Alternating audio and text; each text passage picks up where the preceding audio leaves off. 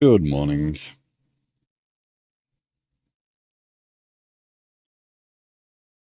Is this all working today?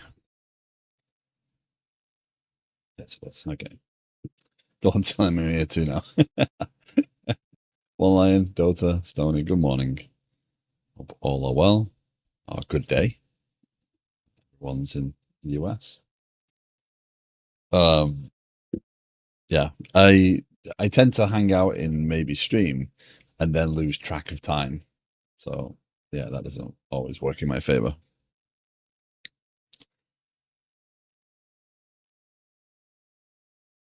So, so. Today, let's get this kicked off.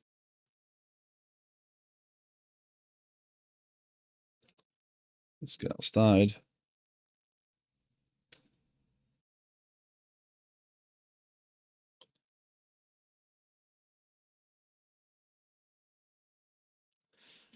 You did point out that we were original TV's regulars. Dear. It's challenging when there's multiple streams that you actually want to be on. Um, like there's a level of support versus hanging out. Yeah, and times like it's ultra competitive. Yeah, go wherever makes you happy. That's whatever starts your day well. Ow. Sorry, my knees bothering me for some reason this morning. I've got to see who betrays me. Get on with your authorization stuff. Okay, so let's get this underway today. So, um,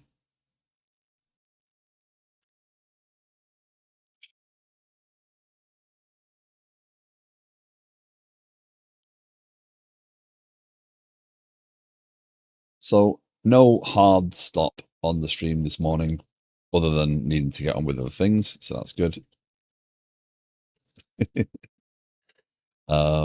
So we'll go for as long as it's productive today. Um, not necessarily the 6 hours from Friday, but yeah, we'll see.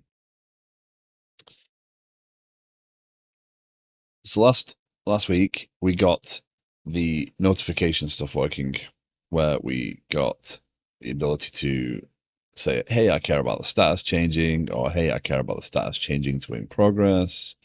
Right? You can do those things, and that's cool. We do need to remove that null though, because it's not really helpful anymore. Notification subscription dialog. Let's remove that. Let's remove that. Like Codebase Alt gave me ideas. Nice. That's good. I always was subbing in other DB types for testing, not the entire adapter.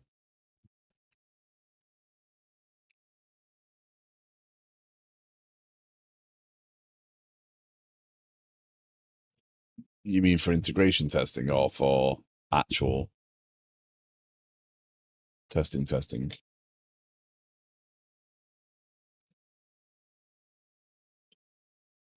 Takes quite a lot to swap out um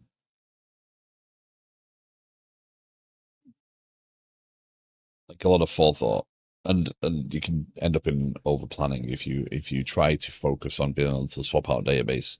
The code that you write is often going to be challenging, but yeah, if you can balance it out.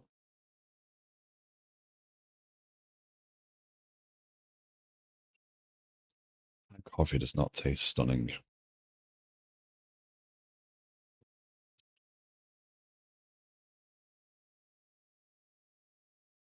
I don't think I burned it.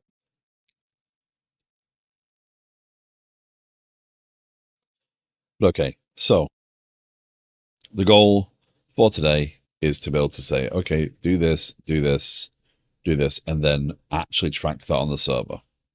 Like figure out what that means on the server. Um, I'm going to do it all as part of this, so it's fine. Remove um, uh, JSON dump of objects.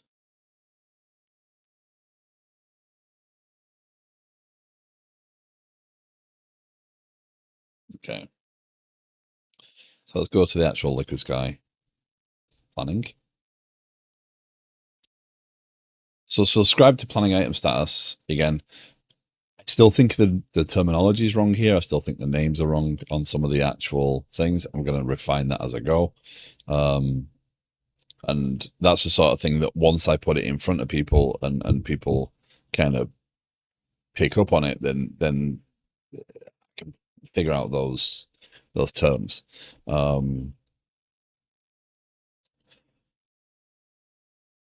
So when the planning item subscription change occurs, I would like to see an immediate email notification. So this is probably the simplest of the things.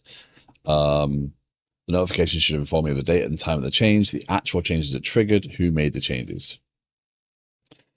So a few things here.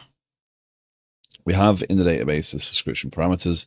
We have the actual subscriptions themselves. In a change notification, right?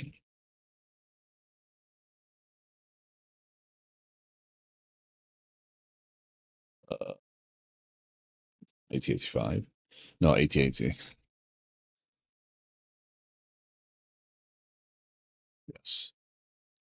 In an actual change notification, of which we have none, because apparently we've gone past 14 days since we changed anything. Awesome. Let's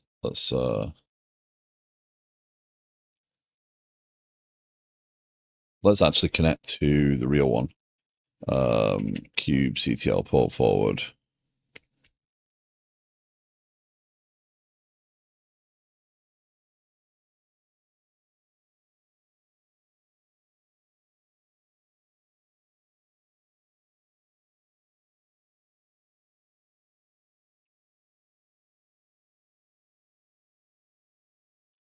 Okay, so this one has changes.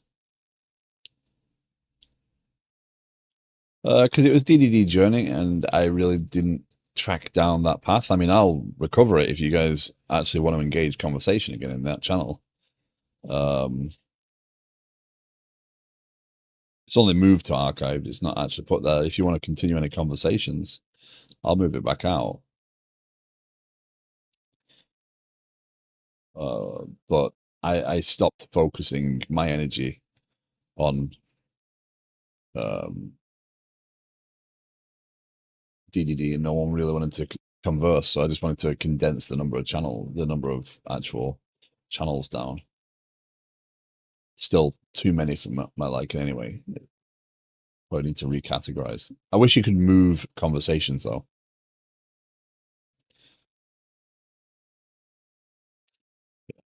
Okay, so of course I've got the two that don't actually have any real changes. So let's go and have a look at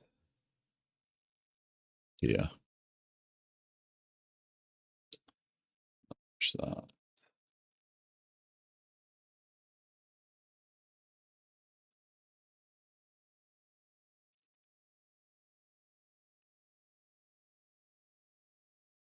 Well, I think it's the DDD concept's highly helpful, even if you don't necessarily structure code like it suggests. Yeah, and that was always his purpose. He didn't actually want to prescribe a way of doing it. It's just everyone kind of handles it the specific way. And Frank, good morning. How are you doing? Hope you are well.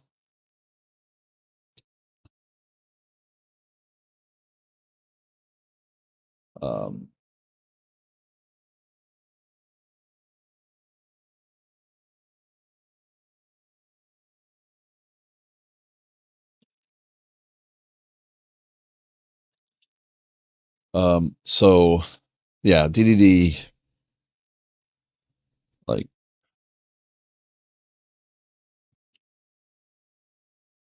prescriptive, but at the same time, even the trainers, people who should know it all still make mistakes. I mean, yeah, I think it's because I just stopped worrying about whether I was meeting someone else's requirements as to what DDD or whatever it is.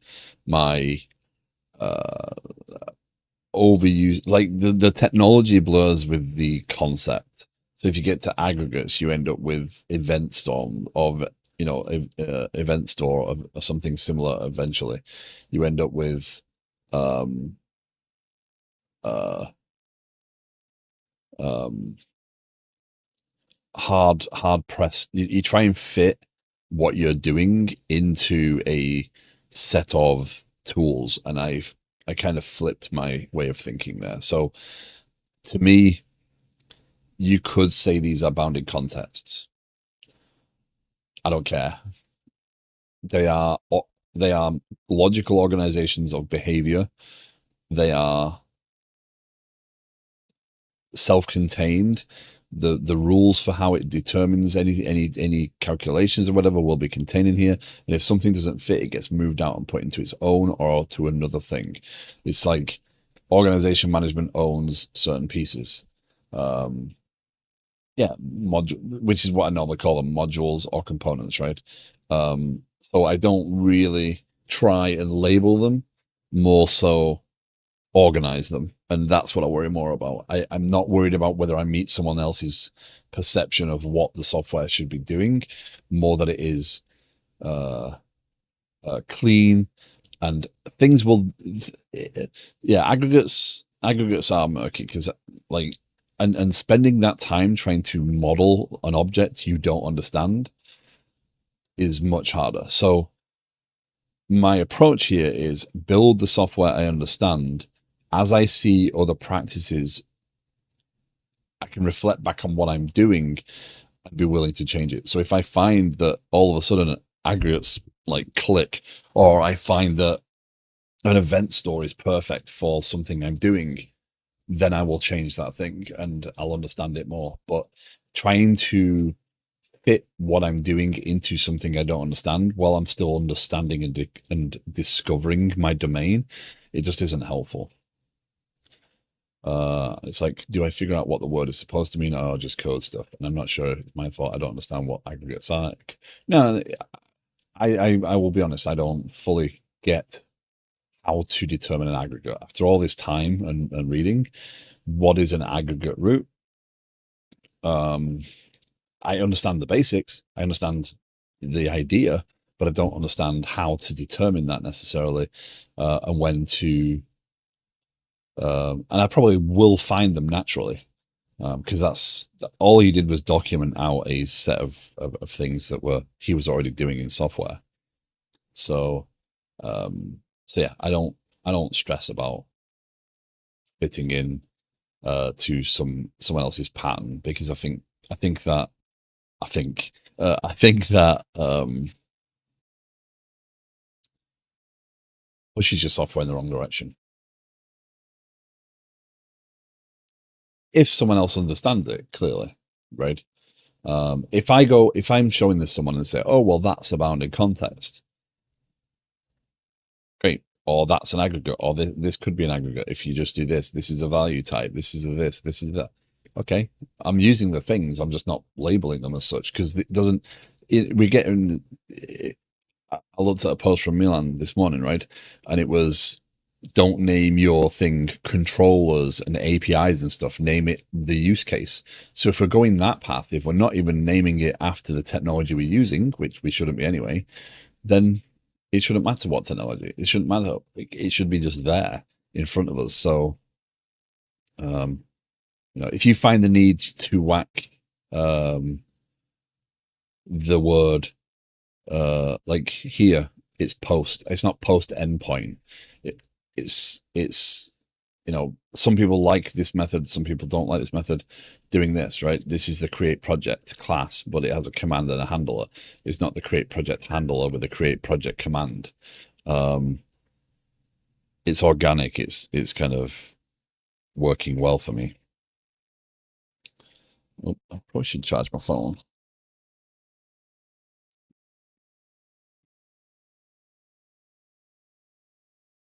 Don't use object stereotypes is a weird piece of advice. So, what is an object stereotype, if I'm honest? I am not quite sure what I understand by an object stereotype. Unless you're talking about managers. Oh, okay. Yeah. Managers, controllers, those sorts of things, yeah.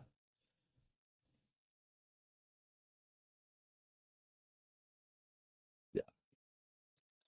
Um, I mean, sometimes it's unavoidable. And you shouldn't, again, everything you do, like here, we got the organization management repository. All this is used for is to set up this binding, right? And then in the application, you bind. Where are you? Where are you? Where are you? I've got it somewhere. Add mediator, probably. No, add database. There you go. So include those repositories, right? And then what that does is um, I can use iRepository of whatever. So that's about as close as I get to that. I don't like the word service, which hurts when I do actual services because there's no better name. I still don't think I want to do service. I think what I end up with is a domain layer handler. Um, right, because I've got the register tenant service. Again, it's very single to point. It might as well be a handler. It's just where the behavior happens because there's more behavior here than here. But I'm not even sure I prescribe to that idea of separating it out. But if there's logic and behavior, then it kind of lives in the domain. If it's just general CRUD, it is good to do in the application. Yeah, it's a dumping ground. It's just like a controller. It's just like anything else. It's you end up with dumping code into the places where you can't figure out a label, and service is pretty much the easiest way to do it. So I don't. Every time I write something with service, it's only to move that behavior out of the application layer and into the domain layer because there's actually more involved in just doing this thing. Like there's a tenant registration service that's actually coordinating several different pieces of the system together. And all those things end up as is just get around the rules. And that's why some people argue against overly complicated, overly abstracted code because you can go to the point where you just introduce problems for the sake of problems, or rather introduce layers for the sake of introducing layers, but you don't actually add to the quality of the code or to the understanding of the code in doing so. So yeah, you've got 15 layers of 2-line methods, but have you really benefited from that if you're naming things service or widget or repository or manager at some point just to try and give it some labeling, right? So yeah, I think there is a distinction between general application behavior and domain behavior. I think the domain behavior is more involved. It is more along the lines of, oh, I need to coordinate this information. I need to trigger this when this happens. So those larger pieces, but I don't believe they live in something called a service. I'm not sure what that is, but a domain service is the best label we have right this second. So yeah, yeah, like this piece I'm about to do, it probably ends up in a domain service because there's more. So right now, subscribers, subscriptions, I gotta figure out this. We all need more utility classes. I feel. Yes. A utility class can't go wrong, right? Statics as well. Need some statics.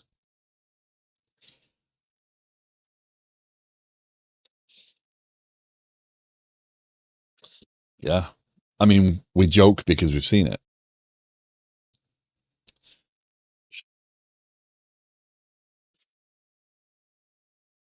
Which one am I on? Hey.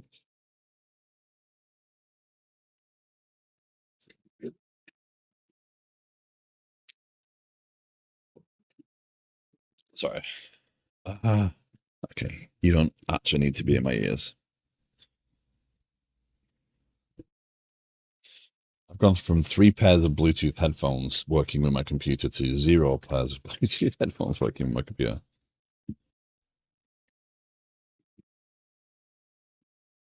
It's funny because when you see good design, I tend to just take it for granted. Yeah.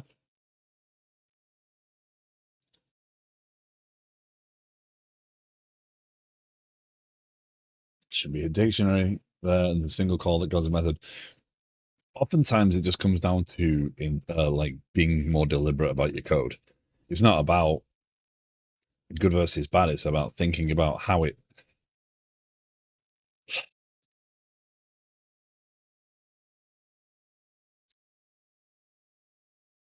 How I put it. What are you?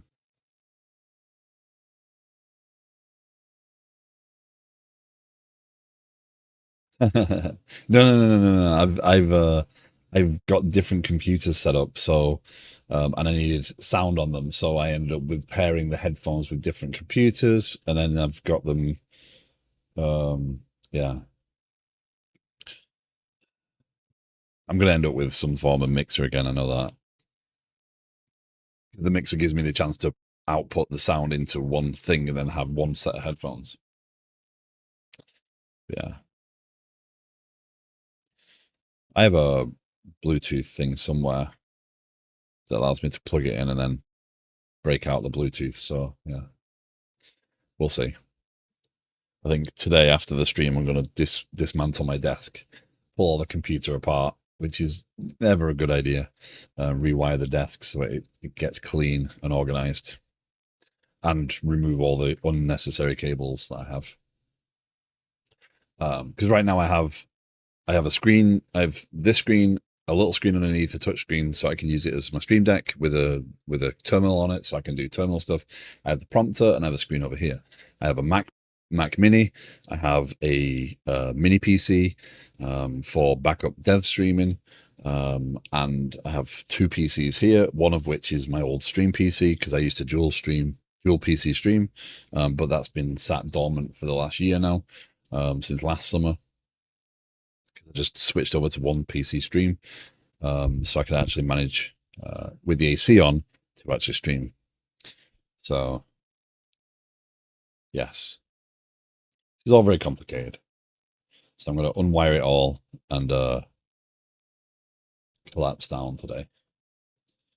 That is my plan, and then sort my other desk out, and there we go. So anyway, code. We should get on with some code. I'm in the mood for this today, and this is my sort of thing. So I have. Let's bring up the diagram. Come on, diagram. Okay. If you are new to the stream, if you have any thoughts, questions, or opinions, you're more than welcome to share. If you would like to know more about what Liquid Sky is, I'm happy to talk about it. Right now, what we're going to do is, so last week we got the ability to record a parameter for a notification. So it's not just, hey, I care about this object changing. It's, I care about this object's status changing, and I care about it changing to this value, right? So we're not going to worry about ands or ors at this point. We're just going to worry about a parameter. We are building on top of these things. So let's start with tasking this out a little bit. So I need to. What the heck was that sound?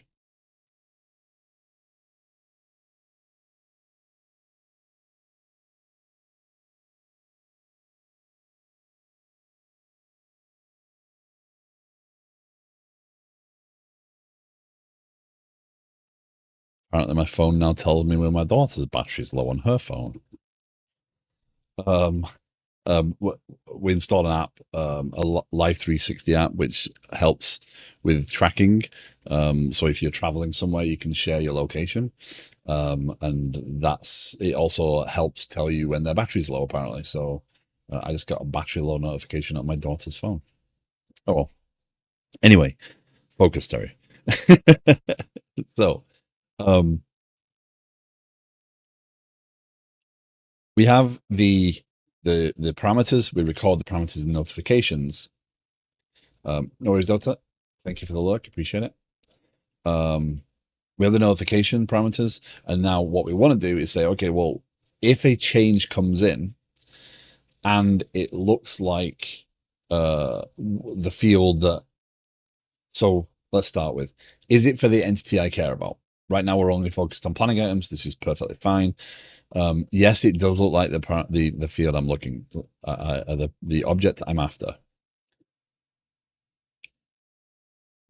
Does it have parameters? Yes, it does. Okay, so let's check those fields. Now, there's one really nasty bit that I was thinking about before. This field here, this property here, is actually the property on the object in the class, right? I'm going to have to create a translation for this. Now, rather than overthink it, rather than try and refine this solution, rather than try and do the best thing possible to start with, I'm deliberately going to be a bit hacky about this. And the reason being, I feel that if I overthink this, I'm going to end up with a solution that is actually less refined than I want it to be in the end, because I'm not going to see the patterns. But I do know that there is more changes coming because I'm in charge of that piece, right? I do know there's more changes coming. Therefore, I can be comfortable in saying, you know, I can fix this afterwards. I don't have to panic about this now. If this was not the guarantee that I'd be doing more with it, then I would probably change my approach. But the way this works is this service here says when it gets the planning item change, it goes, oh, what's different? What actual properties changed? And it publishes a stream of changes. And right now I don't have those changes available other than this. This is a new object, so it's no changes, right?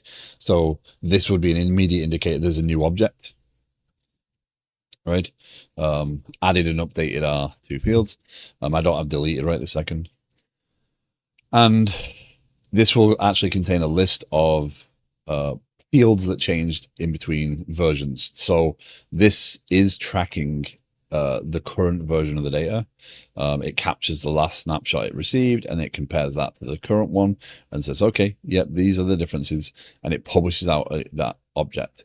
If it gets another change in and it's like, let's say there was 5 changes published and for whatever reason, it gets the 5th one and doesn't get 1 through 4, it will only calculate the difference between 5 and the original object. It won't calculate all the individual pieces. So it will only create one stream of this is what's different about it.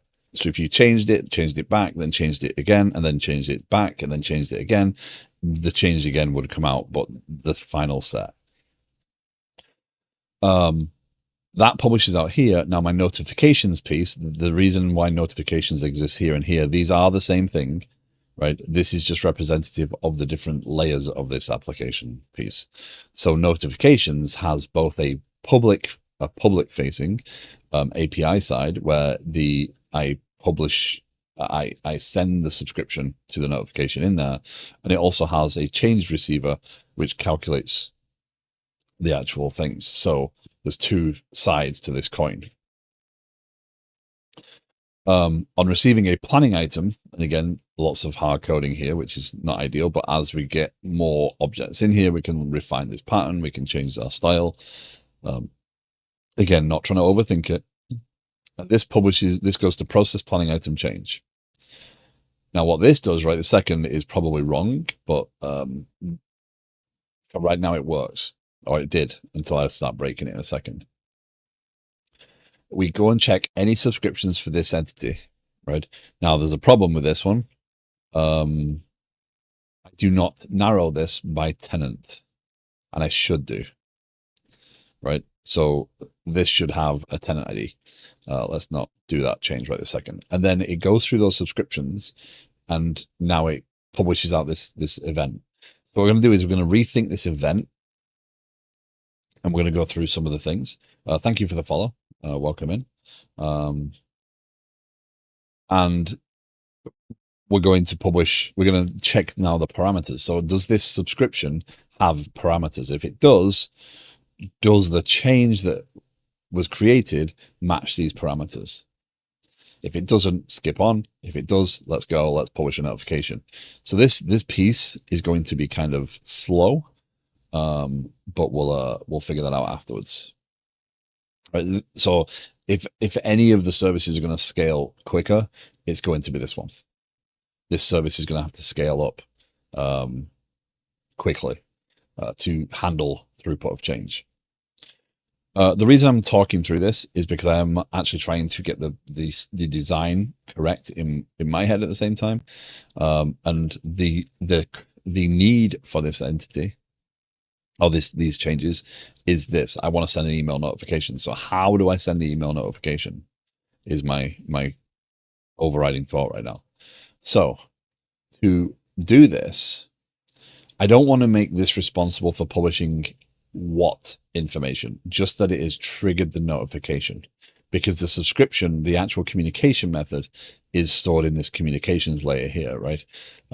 Notifications and communications are, again, this is probably not the right word, notifications. This is more change monitoring or change tracking or whatever it is. So subscribe to a change tracker or whatever. We'll refine the name later on, but notifications right now is the name. When this notification publishes, so when I say, yep, notification should happen, this service is going to be responsible for tracking how we're notified. So there's a lot that's going to go into this tasking. So let's actually start a new diagram. And again, just because I'm chatty and I'm actually going through stuff, if you do want to talk about stuff, if you want to know more about the project, if you want to get an idea of why I'm talking about this, you're more than welcome to ask. You're more than welcome to chat. If you just sat watching me, then that's fine. I appreciate the look. But yeah, drawings, architecture, events flow. So API gateway goes into planning. Planning triggers changes. Changes goes into pipelines. Later, we'll talk about that. We're on this side of notifications and communications, right? So changes goes to notifications. Notification says, yep, that's good. Actually, this is not going to happen right this second.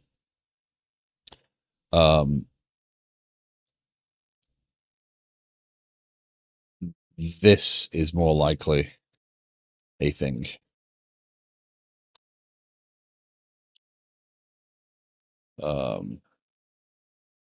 If you want to talk about games, let's talk. I'm always down to talk about games. But we do that on the TBD developer channel. So this looks more like this at this point. So changes feeds into notifications, notification feeds into communications. Monitoring we'll get to. Monitoring is a concept of saying, actually, I care about this object not changing for X number of days. I care about no movement on this object, or I care about this sat in a state for that status, again, sat in that status for too long. So again, that's why this screen here is going to change quite drastically over time. This is going to be a bit more involved. Like this is where the actual logic of this application starts to come in. Right now, up until this point, for over a year and a half, I have been working on CRUD. It's a CRUD application, right? Everything is pretty much CRUD. Going forward, we start to get into the actual meat of the application.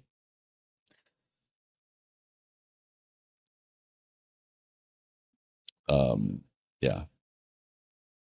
So over the course of the next couple of days, so this week I'm off work, I probably will start up some game streams in the afternoons for a few hours.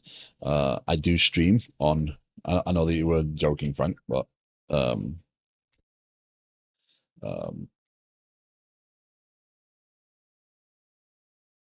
that's my gaming channel.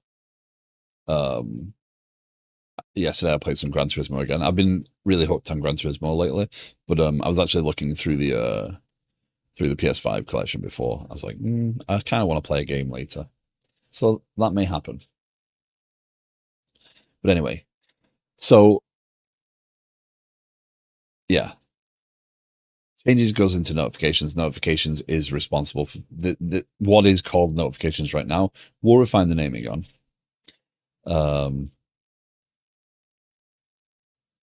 The notifications is, hey, things have changed. Monitoring is more, watch this and tell me if it doesn't change, or watch me and tell me, you know, if it sits in this, it can change, but sits in a different, yeah.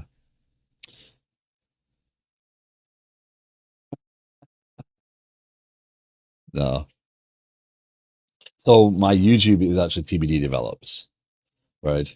So that is slightly confusing. But the Twitch handle came around as um a pun because my friend uh Droth, um is his channel. Come on, it's normally up near the top. The one time I want to find isn't he's not streaming right now, so yeah, I can't find his channel. But he goes, I was talking about doing games, but I don't want to pollute my mainstream. I want people to be able to choose and come into this stream because they're looking for code rather than looking for games. So I don't want to pollute the world. Apparently, I don't have him in my list of streamers right now. That's interesting, Twitch. But yeah, he was like, "Why don't you make a different channel and make it TBD developer?" Because then, so it just became a thing. I was like, "Yep, done." Um, so yeah. Anyway,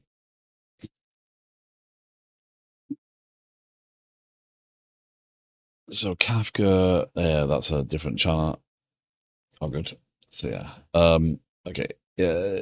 New drawing. Um, Notifications.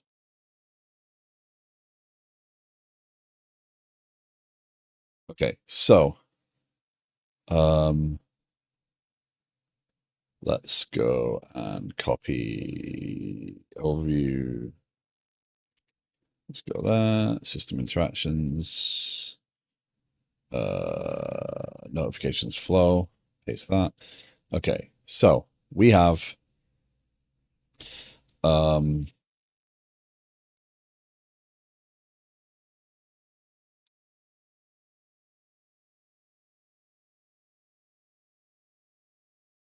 we have um changes.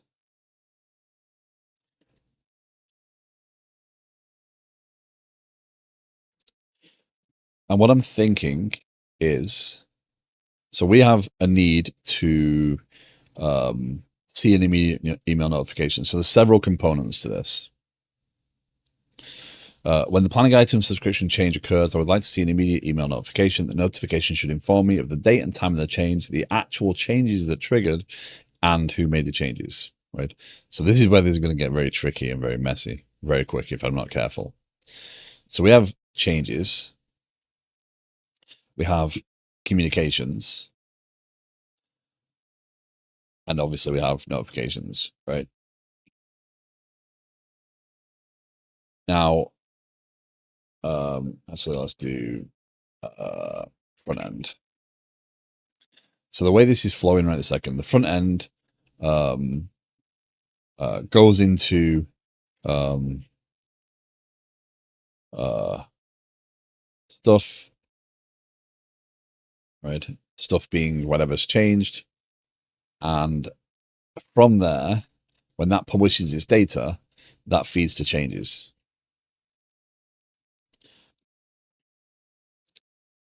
Right? That feeds to changes. Changes then feeds to notifications. And then notifications feeds to communications. Changes also feeds to what I've referred to as pipeline, which is more adding data on. Pipeline enriches the change. Okay.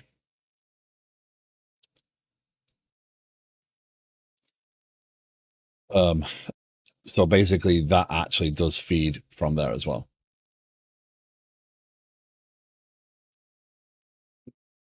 So what pipeline does is, as I add a user, as I add a status, as I add whatever I add, pipeline captures that data. Any data it's going to be responsible for refining. As a change is calculated, why does for ads? If you are stuck behind ads, as always, you can let me know and I'll stop talking if you are actually paying attention. When a change is calculated, and again, this might seem overly complicated, and there is a lot of moving parts, but those moving parts will give me the flexibility I need to achieve my goal here, which is a very, very, very flexible and adaptable notifications process. So when this publishes this stuff, in this case, planning items, whatever, it publishes, here's the planning item in its current form.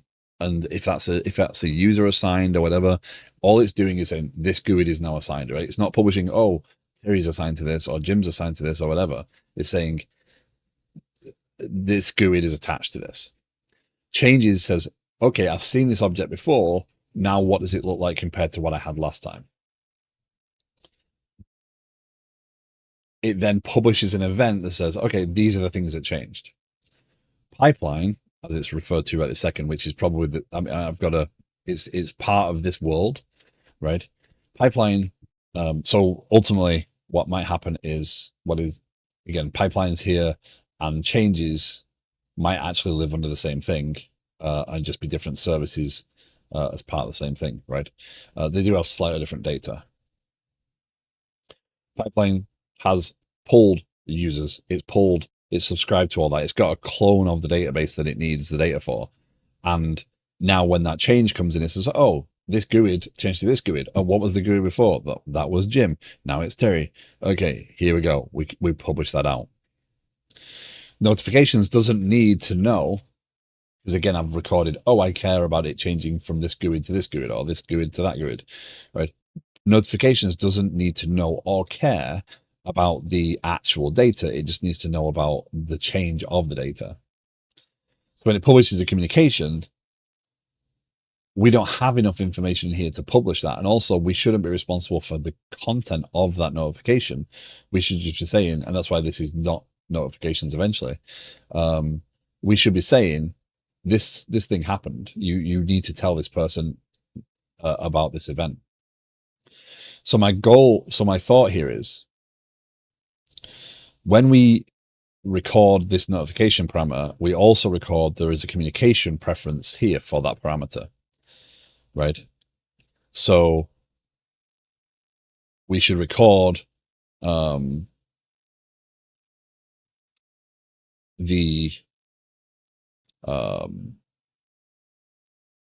want an email, I want this, etc. in here against that notification identifier. So we now have, when this notification occurs, their communication preference is there. Again, the parameters of the notification and the method of communicating that notification are different. So you can go in and edit a notification. This doesn't change. How you are notified changes. What that does mean is, though, we don't have enough data. The reason I'm going through this is because I'm thinking through what this is actually asking, based upon my original parameters, right? We don't have enough data to form that. So we end up with a need for another clone. Is that good? Is that bad?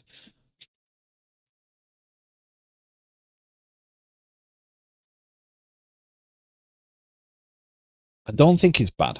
I think it is actually a very useful thing.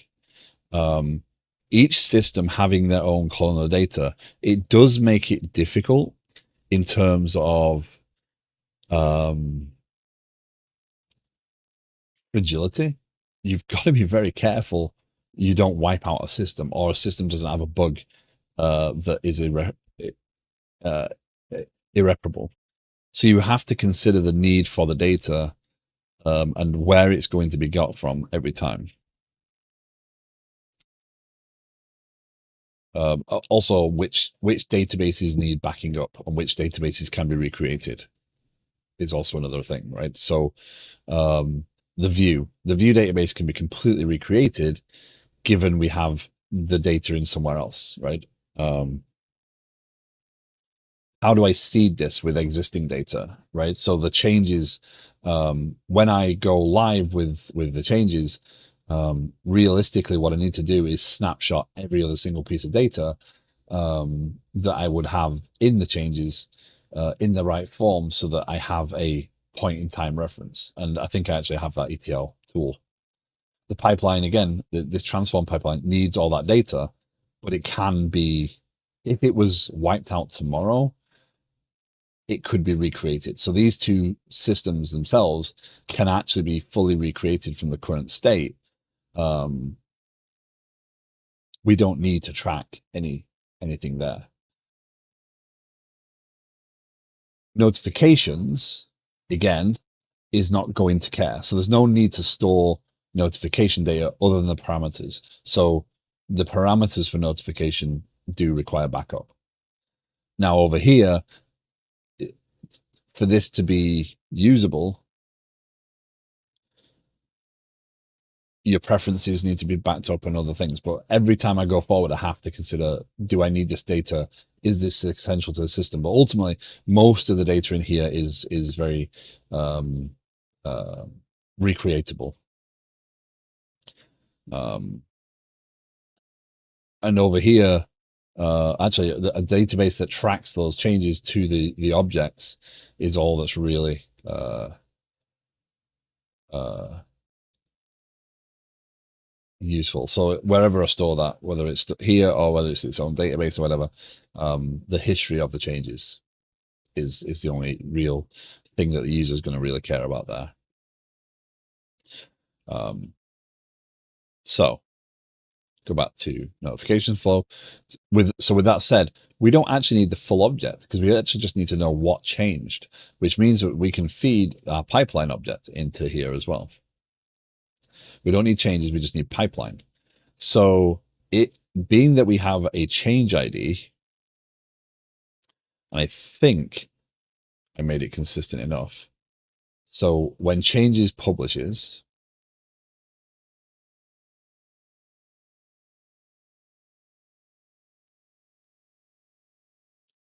we have is new, created or updated, source user identifier, entity ID. Why is that entity ID? Message.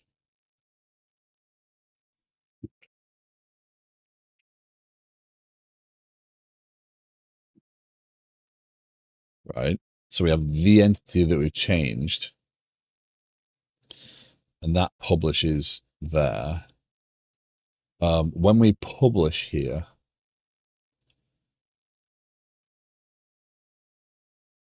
do we use that again on pipelines? So what I'm thinking is, if I go to here, this is an event ID, right? This is a unique GUID created when I create the event. If I track this properly, so changes detail, which has no data, which is interesting. Oh,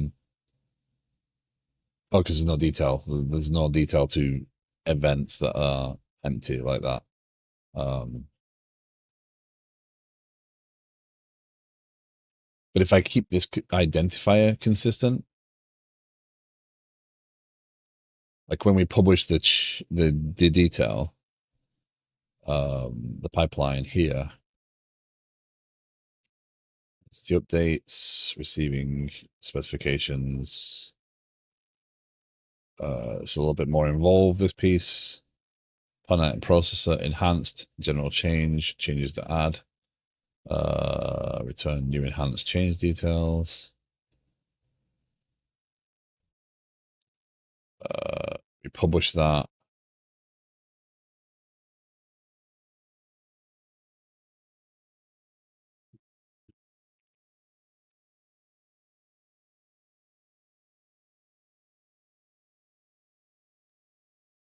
Oh,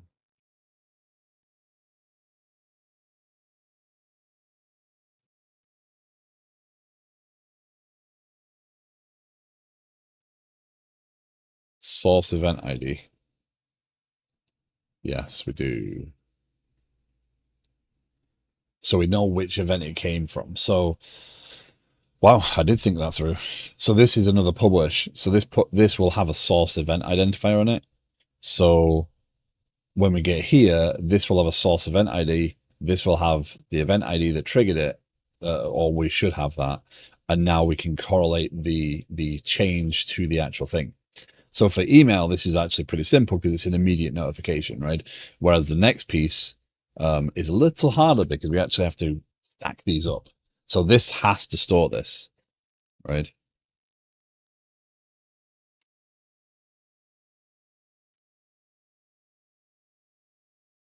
So let's go and plan this out a little bit, right? So in terms of slicing, what do I need and what do I have?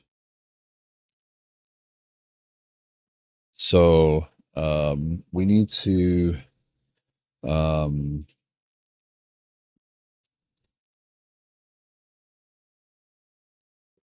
need to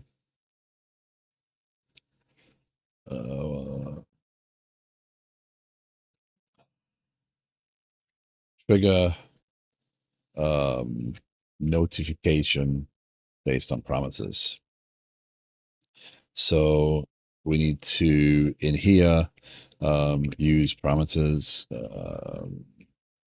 to further refine the notification requirement.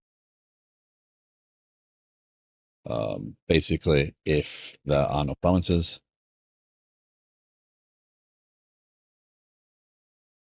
subscription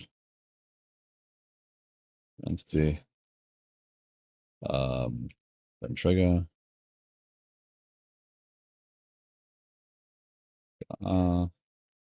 map, properties. So that's going to be a little bit of a hard-coded list of name to actual property. I don't like that idea, but I think it's the quickest way of making sure that we can do that. So the name we have in the table is kind of just a label to represent a property. It's better than having, so because of where I'm gathering this information, I'm not listing the available parameters dynamically. I'm not building that list of parameters off an object, etc. So I don't know the type. It would be wrong to put the property name as a hard-coded value down into the UI and have that pass up, because if it changes, you have fragility in your system. Whereas if you have a mapping, a name, it doesn't matter what that name becomes or is changed to. It's a valid list of names, and it maps in the code to an actual property on the thing. So if I change the property or I remove the actual property entirely, even if the UI remains, it doesn't do anything, right? There's no value to it. So it's a safer way of moving forward there. Yes, it means I end up with a hard-coded list, but that hard-coded list is also my documentation for what is available. If later on someone else goes looking, rather than having to figure out, oh, well, does it kind of dynamically calculate the list of properties and return an available list of properties, and then we got to put APIs and stuff in it. No, let's not. If we see that refinement later and it's necessary, let's do it. But otherwise, right now, I don't know what I don't know, so let's move on. We need to correct something. What do I need to correct in here? Saying that, I've changed fields just to make sure I'm in line with other things. ID is for internal identifiers. Identifier is for external identifiers.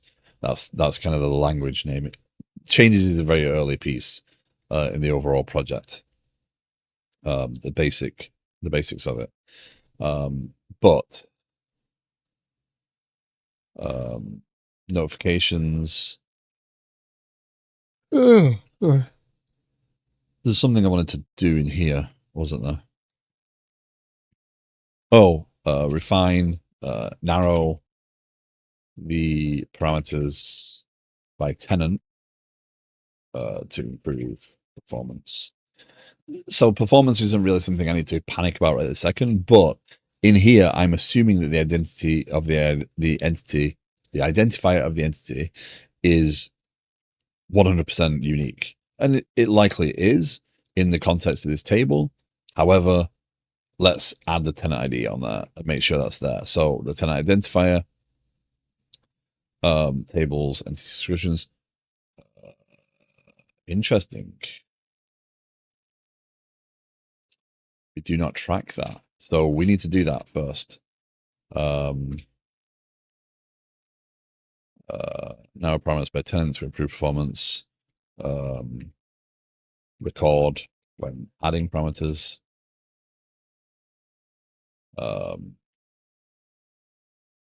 Use when fetching by entity identifier. If there are map properties, then again, these notification parameters will record the internal identifiers or the external identifiers. It will record labels. It will record other things to watch. So this doesn't need, oh, I'm changing it from Jim to Bob. It needs, I'm changing it from GUID X to GUID Y, and that will do what we need to do. So there's task one. Well, no, it's not task one yet, actually, because we're slicing it. So now, once we have a match, we need to publish a notification. Let's review that quickly. So send to user inbox is probably a wrong thing, right? This is more an event, actually, rather than an actual command. Actually, no, the command will be notify user of change, right?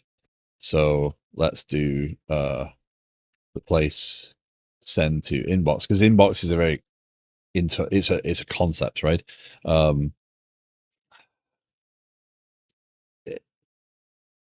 It's not really, we're not telling it how to notify.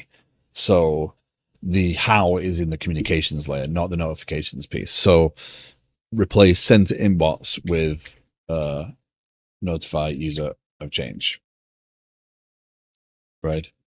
How they want to be notified is not the concern of this particular piece, just that we want to notify them. And in here we record information, but we don't capture the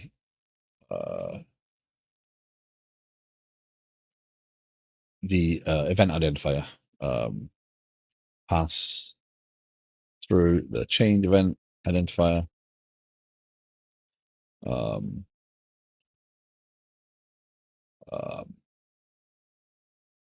Remove. So again, here I'm saying target, recipient, sender. We have all that information because we actually have the notification parameters on the other side.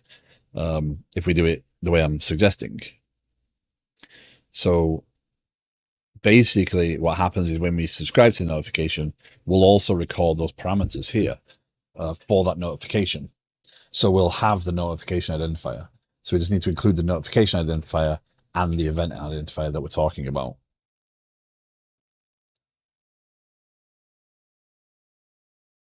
Remove fields. Include the entity identifier.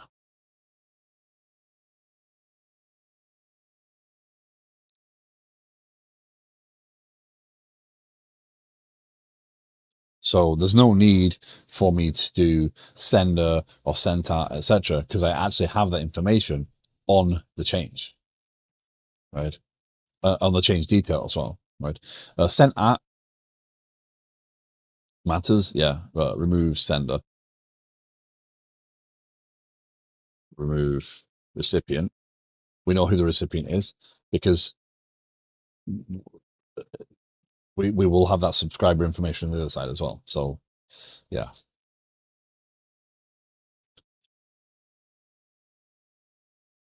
And again, here,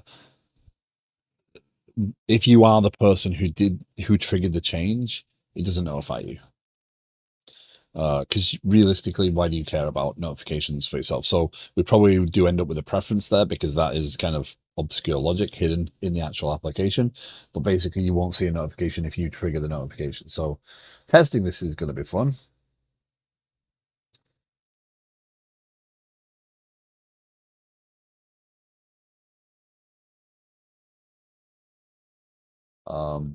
But yeah.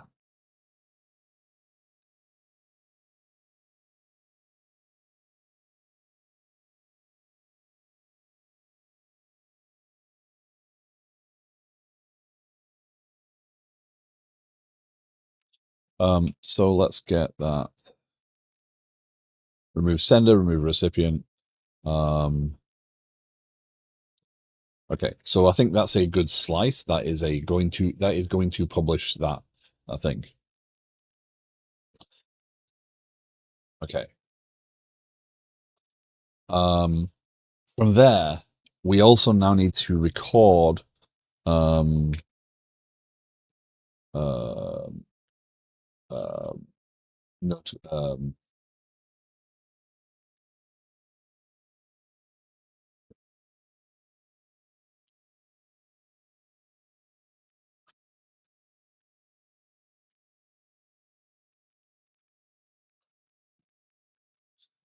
okay, record communication preference for subscribe notification. So introduce so in communications right now, we don't have a lot. Um there's actually no API on this right this second. So we're gonna need to add an API. This send user registration. Yeah, I actually don't have any of this stuff right this second. Oh dear.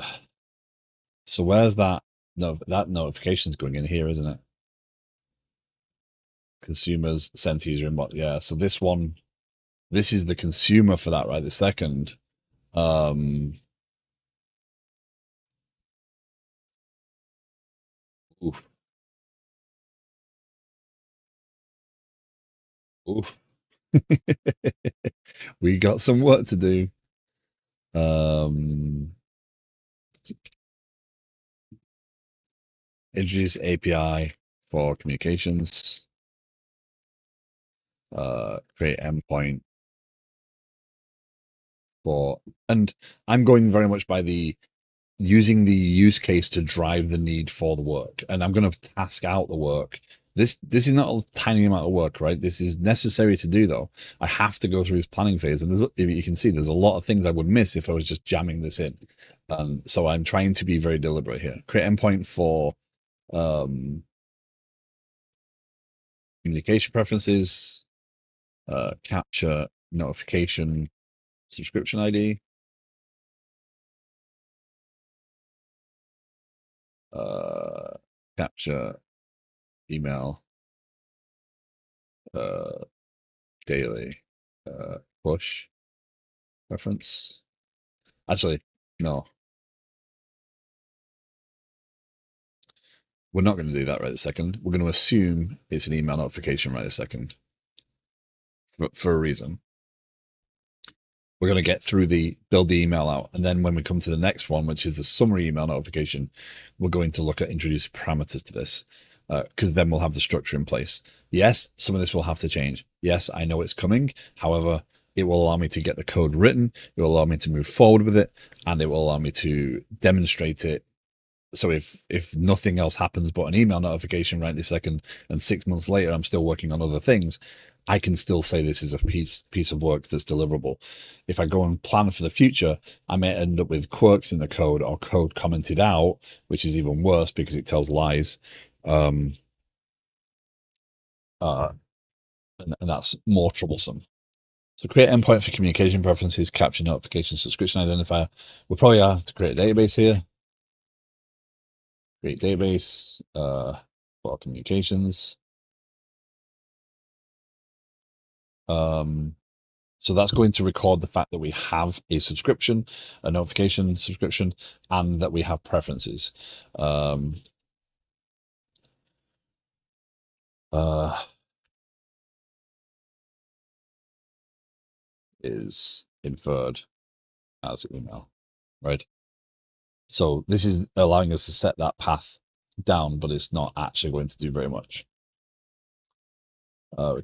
So that is going to give us the structure to get the email notification prepared. So we're going to end up with an API in here, and we're going to end up with a consumer eventually. Actually, we have consumers, consume context of that command. We're going to end up with another command, and then basically we're going to need to deprecate this piece.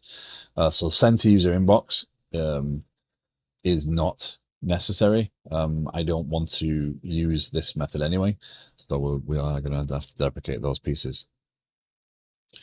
But not right this second on this one. So this gives us the API. This gives us the ability to record the fact that we have a subscription, and that's great. Create. So we want to do.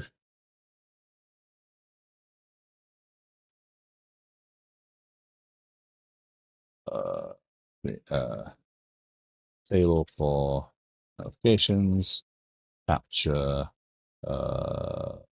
user notification subscription, user and tenant. I gotta be careful about the tenant things. That's why I'm capturing that, right?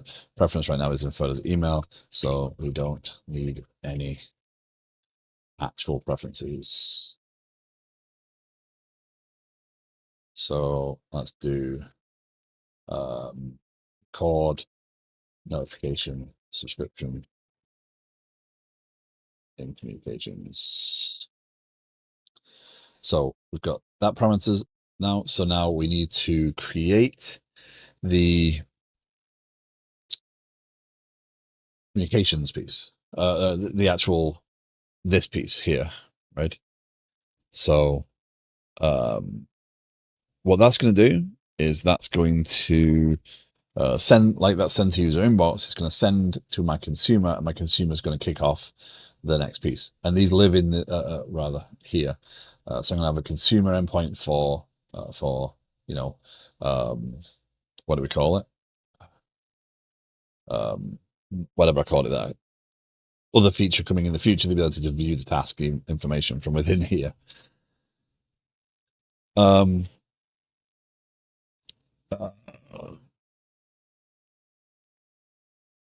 Yeah. Create, consume, notify user of change.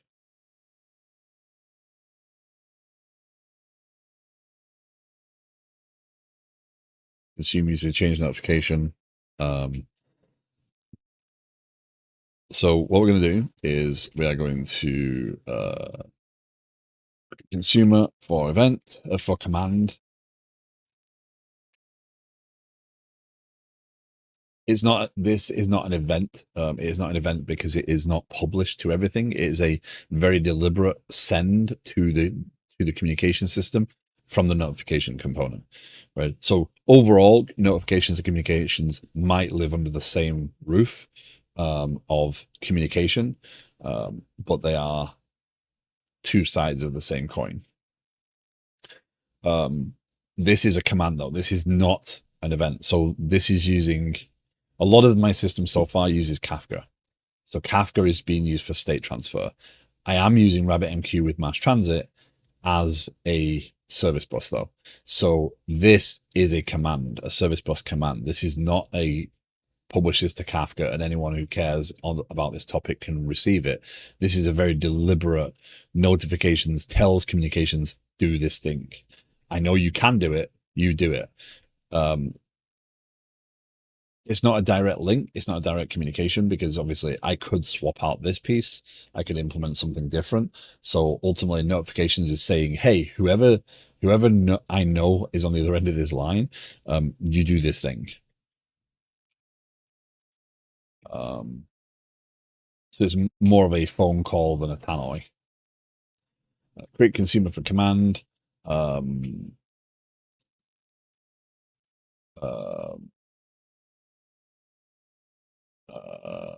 Build templating So this is going to be pretty much the most vague task I'm going to have because there's a lot of things that I need to work out on this thing. There's a lot of unknown. But ultimately, it's build a templating for sending an email, for an email. Use no, I can't do this yet. Consume change details.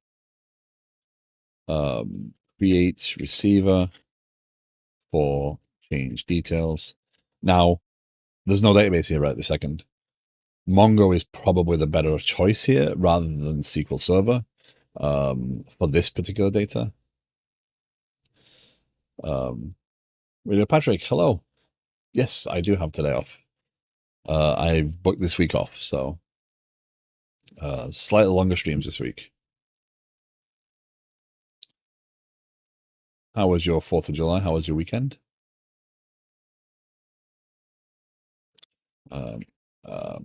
Consumer, create receiver for change details.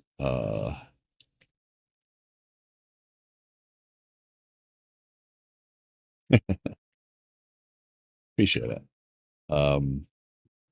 Yes. And it's raining all week, so I don't get to use the pool. So that's gonna be fun. So I get to I'm gonna after this stream today, I'm gonna pull my computers all apart. I'm gonna pull the desk all apart and clean and organize a little bit more and condense. That's my plan, and get my area just kind of getting better. So yeah, I could, yes. The thunderstorms make it a little bit, you know. Yeah. Yes. It's warm enough. Still warm enough.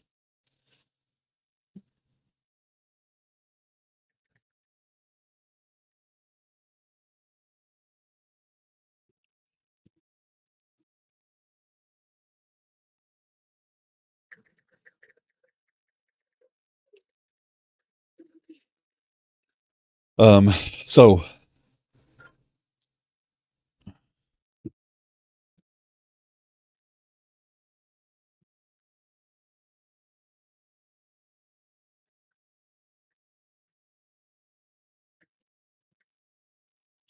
sorry, people starting to wake up.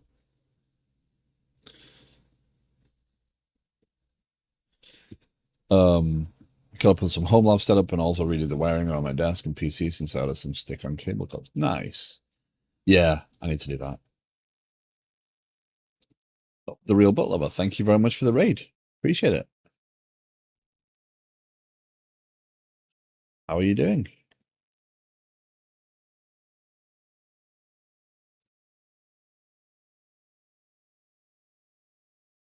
How was your stream? What were you working on today?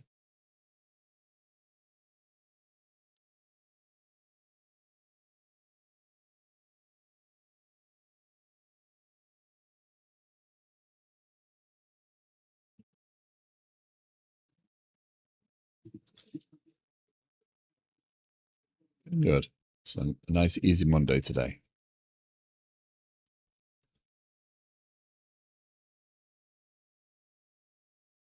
How did you land in here today?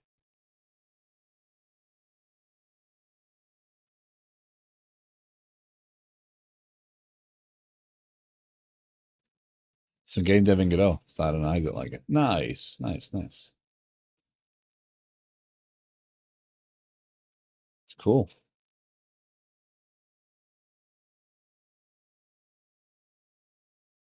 Nice. Well, welcome in. Thank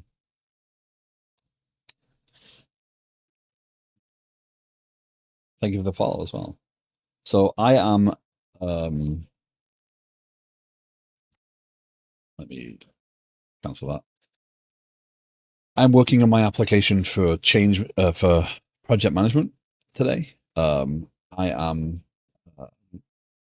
Can I give a shout out right this second? Let's make sure we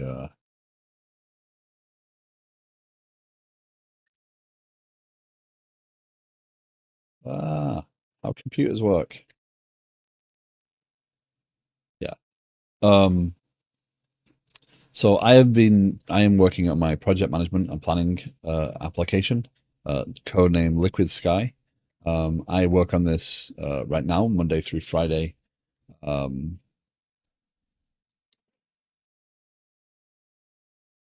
This is my from 7 to 9 normally, but I'm on a week off, so I may be going longer on these streams this week. Basically, it's my take on project management, like my opinions of many years of development formed around how I think uh, um, project management should work. So basically, I am dogfooding this right this second. I am actually going through the process of planning out my next phase of development and working on this today. Reviewing the code, looking at what's changed, what I need to add in. A .NET developer, I have been for a long time. And basically the way this stream works is if you have any questions, thoughts, opinions on what I'm doing, if you want to know more about the technologies, because there's a lot of them in play here, I'm happy to sit and talk. I'm happy to chat about what I'm doing. It doesn't have to be about the code. So yeah, feel free. Is my screen all sorts of out of whack now?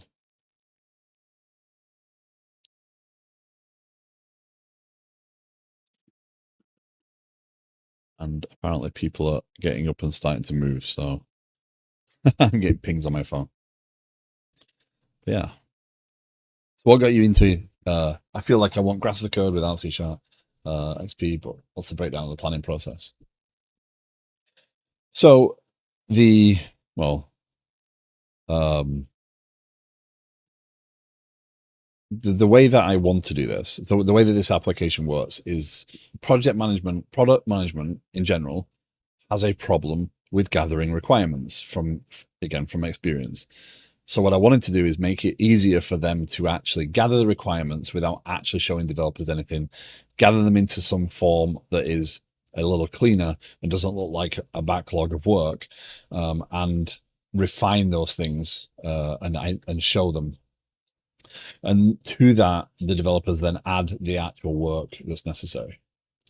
Yeah, you don't need C# experience for this piece. So there's the concept of initiatives, and there's a concept of planning items, and planning items have requirements.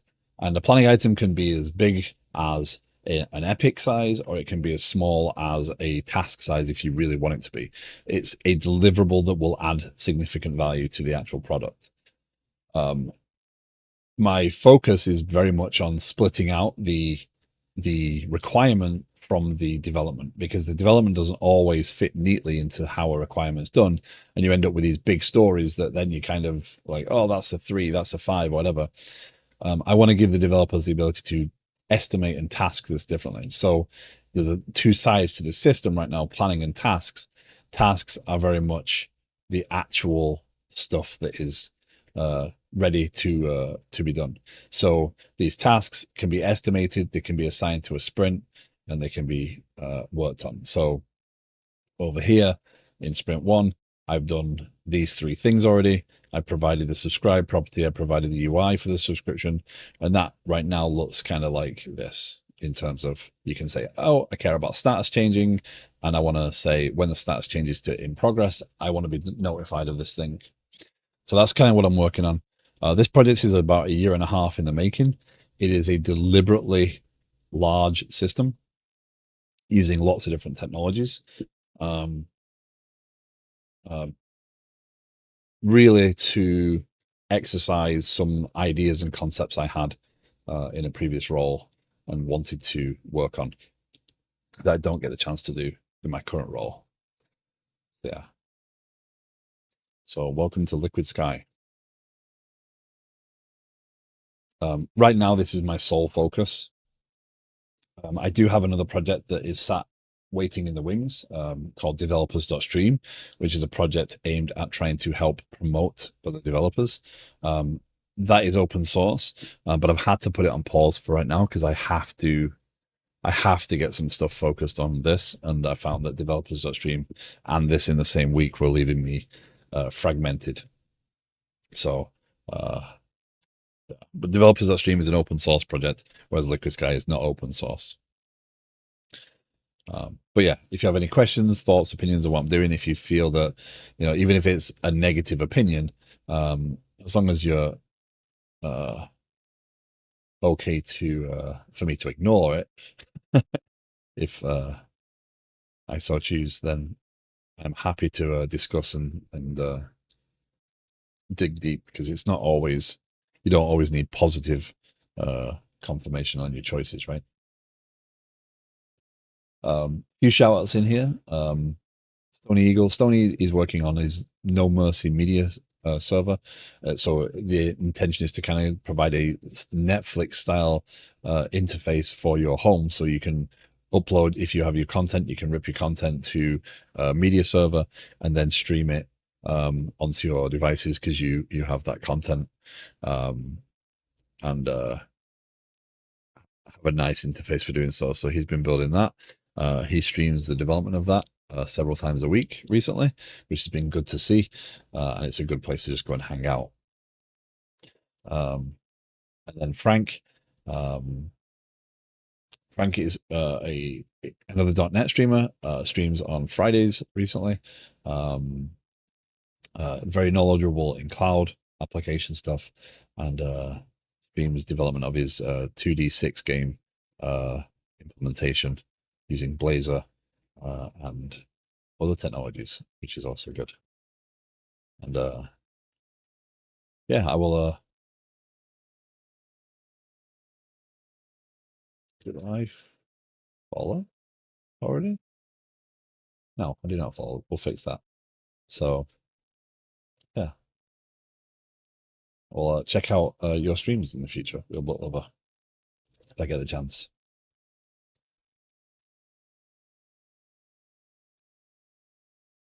Are you new to development? Are you relatively new to development? Or are you an experienced developer just trying to get into game dev? I'm always interested in the path of people into game dev, because there's a lot of game dev on Twitch now. There's a lot of different ideas out there, and I've picked it up myself from time to time. I've tried game dev. It's not the way of thinking just doesn't necessarily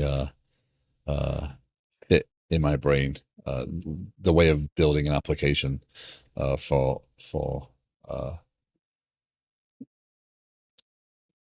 is different than games. So yeah, sounds dope. I've been slacking in the pre-planning department, but I'm also super new. Yeah, almost a year now program. Nice, nice. Planning is the best thing you can do for your projects, is to plan them, is to get an idea of what it is you're trying to do, and then balance out. So one of the things I'm trying to demonstrate with this process right this second is, there's things in here I know I'm going to need to change almost immediately, but rather than try and finish, I'd rather get progress made on getting this achieved. So right now I could deliver this piece, right? The things I've done here, these 3 tasks, I could deliver these things and they would add value to the product. Not a lot of value, but they would add value. There's this idea. So realistically, that's why they're under a planning item here. To get this to work, I need to deliver at least one of these things. Yeah. I think game dev definitely is a bit more flexible in terms of the planning. It does still benefit from having an idea of what you want to do. I am using Obsidian for this, so every note, every little thing, I'm trying to track effectively. So this is the overall architecture of Liquid Sky. This is the back end piece, control tower. These are the moving parts. I have my system interactions diagram, so it's showing me what talks to what and how the flow of information. Pardon me. I do intend to kind of break down these things even more, so that I can describe the actual behaviors. And then I can track ideas and feedback, and try to track people I want to thank for their interaction and their contributions. And then I kind of use this as a general scratch pad, and eventually I'll tidy it up, permissions, like talking about um, uh, things, trying to come up with personas and then coding standards and stuff. So I'm trying to figure those things out as I go.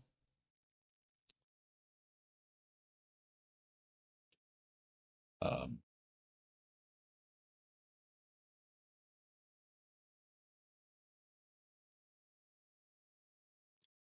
but yeah, that's kind of that. So this is what I'm working on now.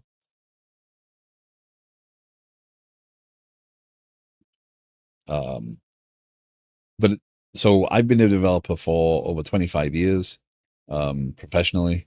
I've worked on a variety of systems and a variety of technologies.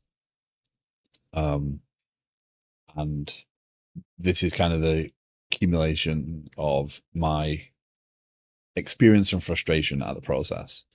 Um, I want to, developers should take the time to think through what they're about to do.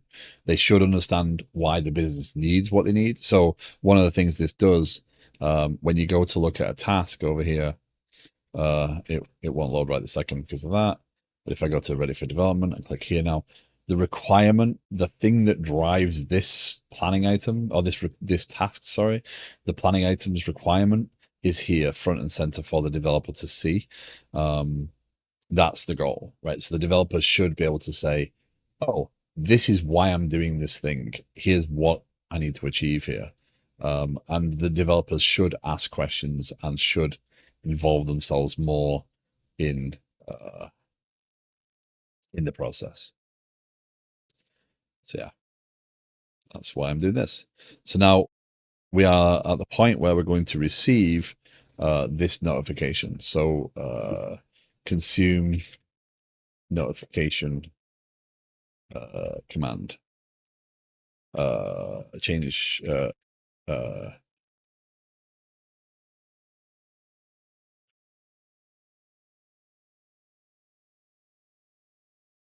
create consumer or command, create application components. I've been thinking I've been taking the pre-planning stage for granted. I know you're not a game dev, but should you plan everything out prior to investing more than a certain amount of time into a project? I don't think you have to plan everything out. I think you have to plan enough to make successful progress. I wouldn't, I would, so I have a kind of 6-3-1, um, I suppose a mantra or a phrase. So big picture, 6 months, like really big, vague picture. Where do you want to head? Like, I'm building a game. I want to be able to do, I want to be able to play this game in this form, and I want to be able to do multiplayer, and I want to be able to do this and this and that. 6 months out, it's a big dream. 3 months out, what do you need to achieve to get some of those things working, right? Like, what pieces need to be in place generally, how, and go into more detail. And then a month out, how, go into a bit more detail, go into the hows and the whys and the things that you think you can achieve within a month of now, right? Plan those things out and then work towards those things in this month, right? Once you get to the end of that month, things that were 3 months out actually might have changed now. And things that were 6 months out might have been completely scrapped because you've changed your way of doing it. So be plan enough that you've got enough focus to work on towards a goal, but don't plan too focused, too far out, and set your dreams up, because if those dreams aren't feasible, you might end up with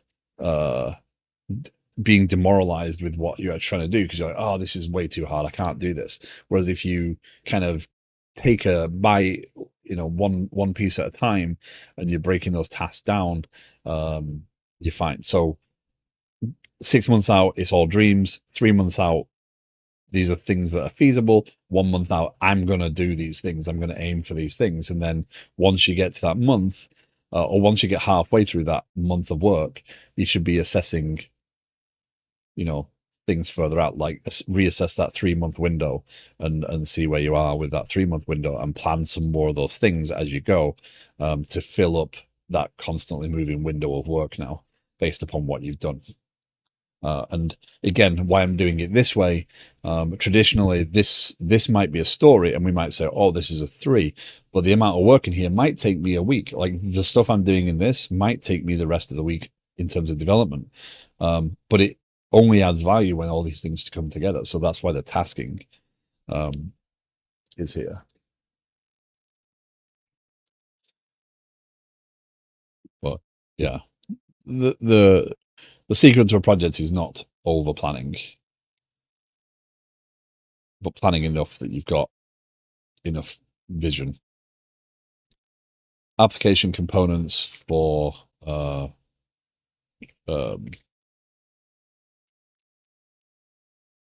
so this is the difficult part. If I have not received the pipeline change, but I have received the notification, this might be Saga-like, which is a feasible, considering the disconnected nature. So the notification publishes, the notification is watching for the changes. This change feed happens and feeds notifications. This change feed also happens and feeds transform or pipeline as it's labeled here, right? And that feeds back into here, which now this needs to receive. So it's feasible that a notification, because it only feeds off changes, is going to happen quicker than this. So I have a timing problem here. I might need a Saga. We're going to have to experiment with this piece. Generate Saga started by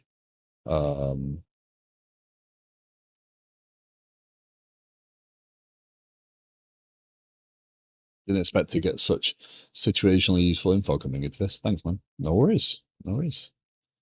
I stream this because I think it's useful to share. I stream and I'm always open to learning new things and doing new tackling new ways of doing things. So yeah. Generate Saga started by well, this is an interesting one. Oh, how do I do this? So I could receive this command to send the notification, but I might not have enough information yet because I might not have actually received the details of that change.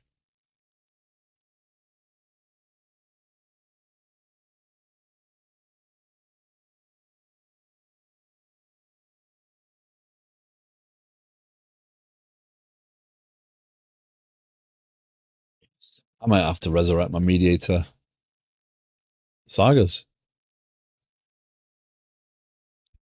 Nipalm, good morning. Hope you are well. Oh no. Oh, sorry, my eyes are burning. So I have a chicken and egg. I could receive the command to say send this communication before I've got enough information to make the communication, because I'm going to base this notification off of a change event. And this this particular scenario revolves around me sending an email to tell me, yep, this changed. A saga is kind of a lightweight saga. It's very light in terms of the behavior here. But basically, if I do not have that information at this point, I have to wait. And I cannot wait that. I can't just sit there waiting indefinitely because that's a dangerous pattern to get into. So at this point here, this part might not have actually happened yet, right? But this part might get sent. So now the communication is like, okay, I'm going to send this notification. Let me go and find, oh, I don't have the information. I can't build this notification. I don't want it to error because it might just be a timing problem. Been avoiding sleep for too long. Try to catch my stream. Good luck. Take care, real but lover. Thank you very much again for the raid. Thank you for bringing yourself over here today. Been good to meet you. And I've dropped a follow and hopefully I can catch a stream. Oh, rest well.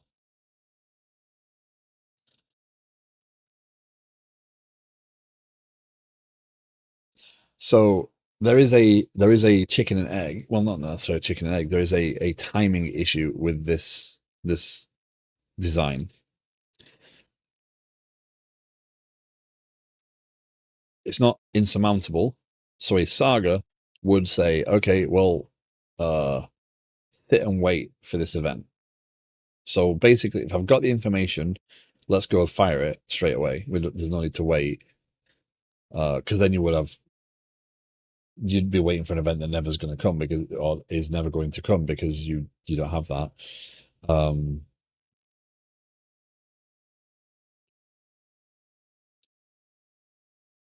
hmm.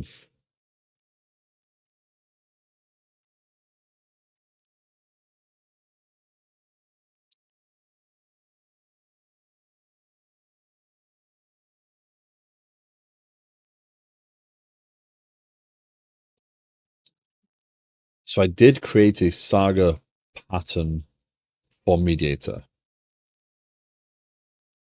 I don't know if I got persistence in there because I never used it.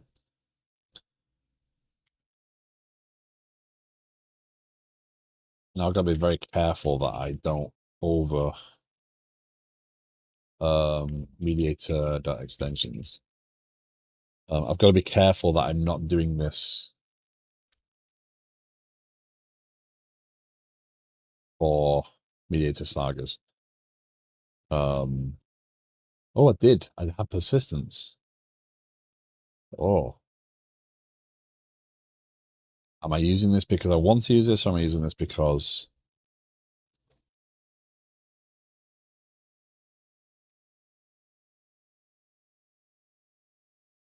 add sagas, saga configuration,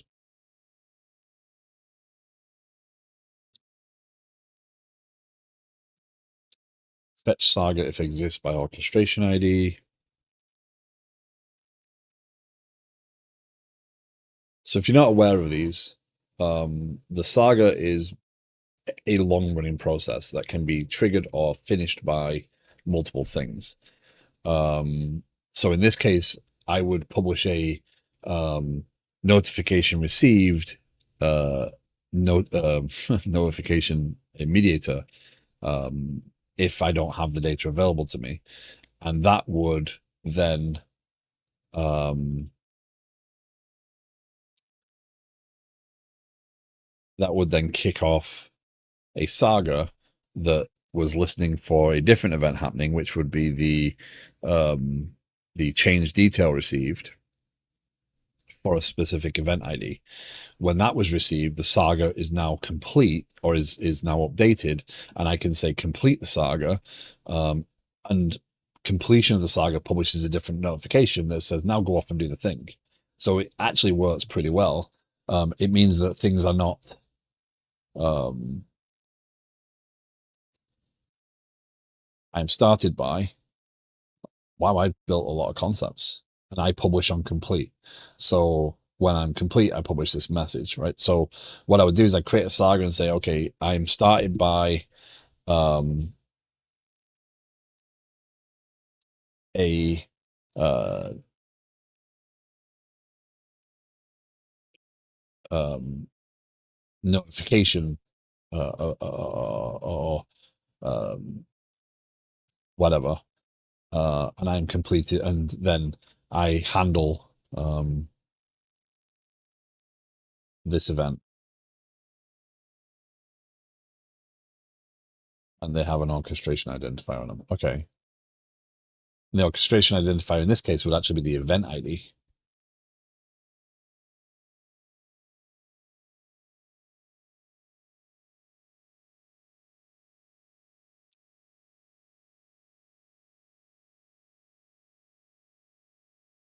Ah, we might get to actually break this out. This might become a thing. Did I publish this to NuGet?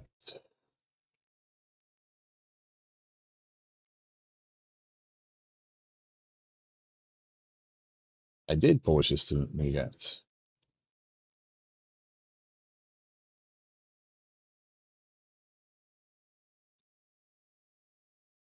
in 2023. Okay, I haven't touched this in almost a year and a half.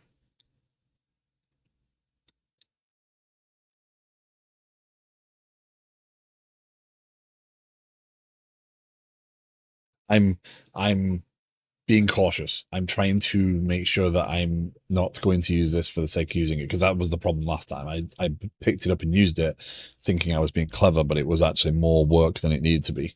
In this case, though, I think it might help. Because you don't want to, what you don't want to do is you don't want to back this process up waiting for things, because you know they're going to come out of sync, and they're likely to come out of sync because this event here is going to trigger this and trigger this. This is going to say, yep, do this in a much quicker fashion than this, because this has got to go off and calculate changes. It's got to put things together. So as the system gets busier, this is going to get slower. This is a pretty fast check and lookup. It's a, for this thing and this tenant, does this thing matter? Yes, it does. Okay, let's send that command. So there's a high likelihood of an out of sequence process occurring. So but I do not want this system to get slow, because this system's slow and this system's slow. This should be doing its thing and handling things as it needs to. These are the areas of the system that are going to need to scale out more, and they're going to benefit from that later on. So yeah. But anyway, I am going to take a quick 5-minute break. I just need to go get coffee, use the bathroom. We'll be back for more shortly.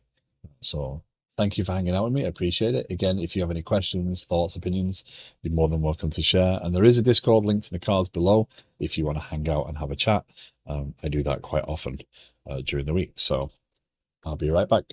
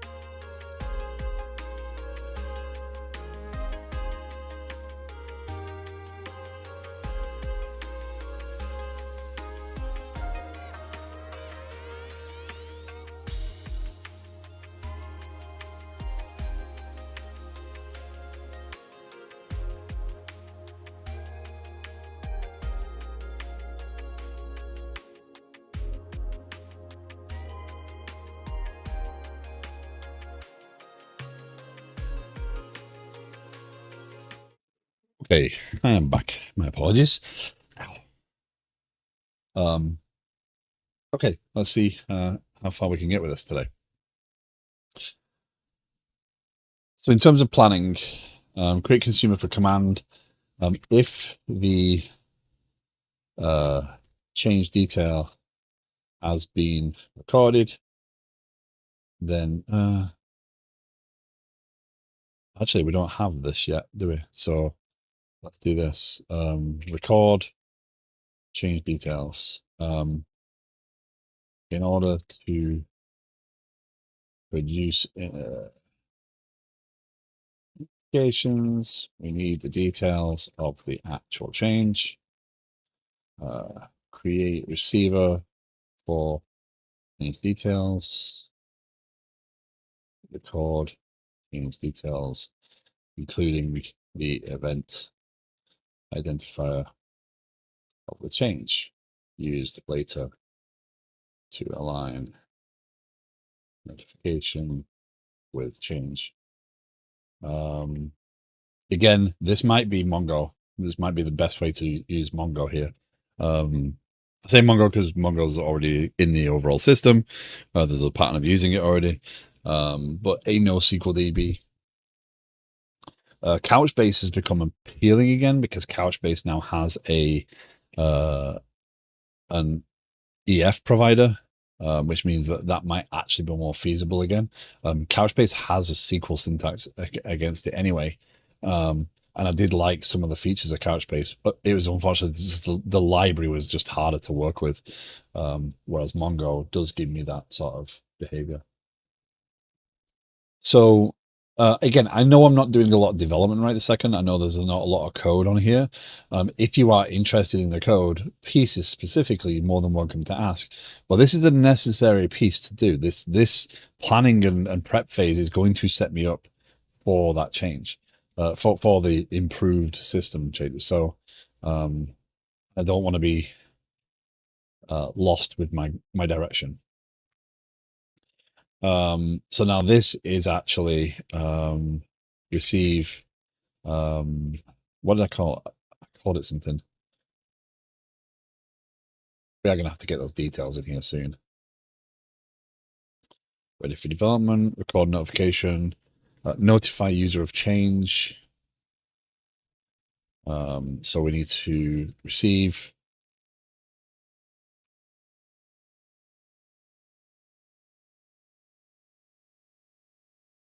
change command. So this is create consumer for command. Create handler, create build handler. If we have no recorded change detail, let's change.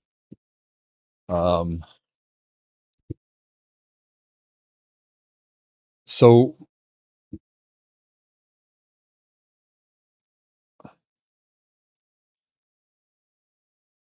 there are scenarios where we might actually not care. So ultimately, if we subscribe to, hey, I care if a planning item is added, which can potentially happen later, right? Then you don't actually care about details. You're saying, hey, tell me that it's changed. If you are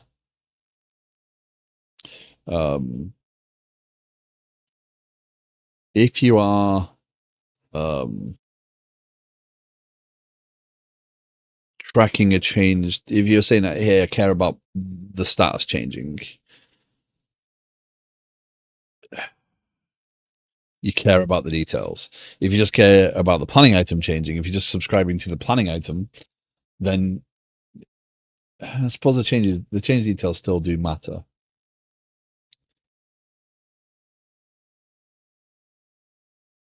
Yeah. So they still matter. Okay, so if we have no recorded change detail for this change, then start a saga to wait for the actual change appearing. So the using the saga, it means that I can kind of have this asynchronous process of, okay, that'll now go sit dormant until that thing comes around.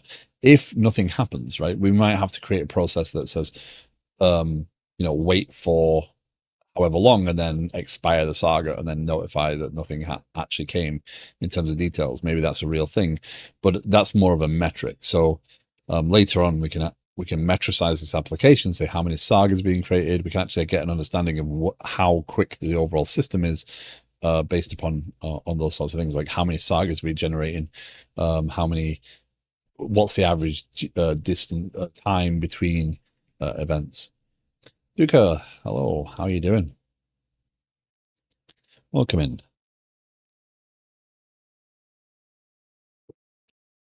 So yeah, um, if we have a change, have change details, uh, publish, send a.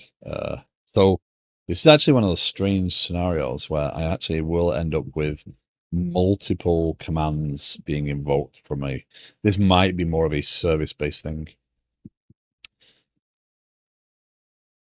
I'm doing good. Speaking for me, I'm doing good.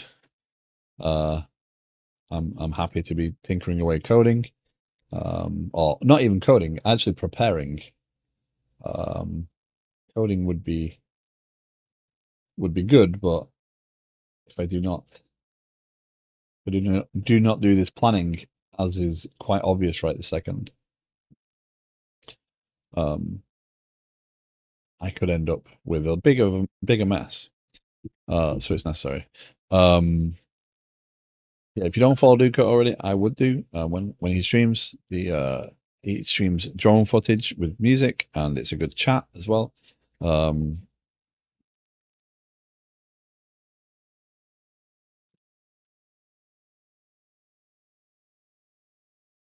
um,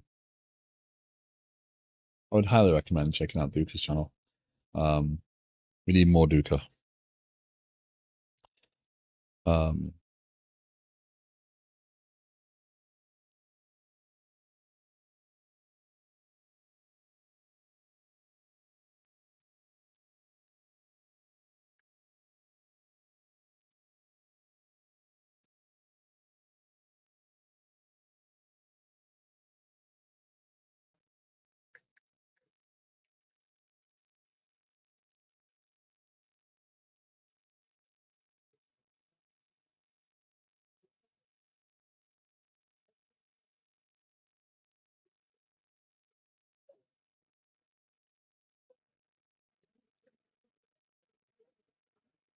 oh, because I've not seen a stream yet.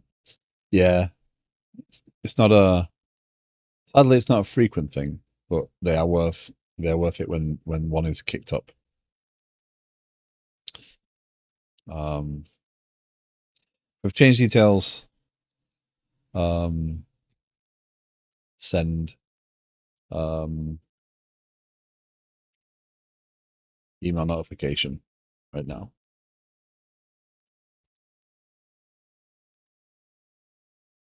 No pressure.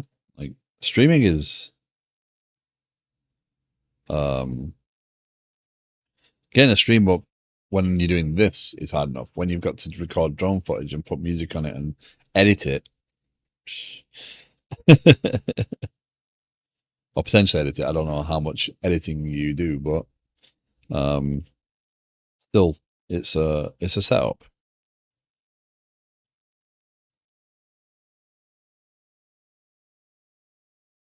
What you could do is just go out and record like days worth of video, and then just put it on a constant loop that's always playing. So it's the Dukesoft channel, and just stream 24/7 drone footage. Yes, yes. Tell me about it. Actually, the last video I made, I was in I'd used Adobe Premiere before for editing, and I decided to use um what's it called? I can never remember the name of it.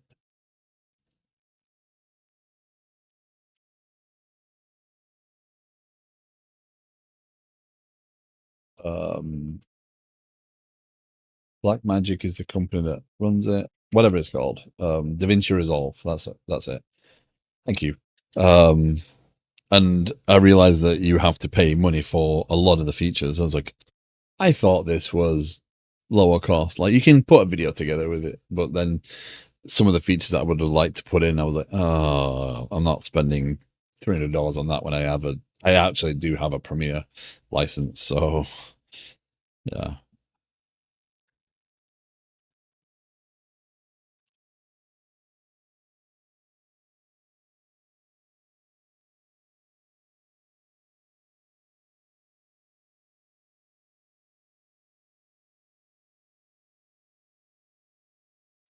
I bought a studio version, lower cost in the end. Gotcha. So this is going to be interesting design from a code perspective. And again, I apologize for not actually getting in with the code. But the reality is this is this is going to take me a while, and I really need to think this through. So I receive the notification. So we receive that, and we send the email, right? So there's more to it than what I just tasked out there as well. That made that sound really simple.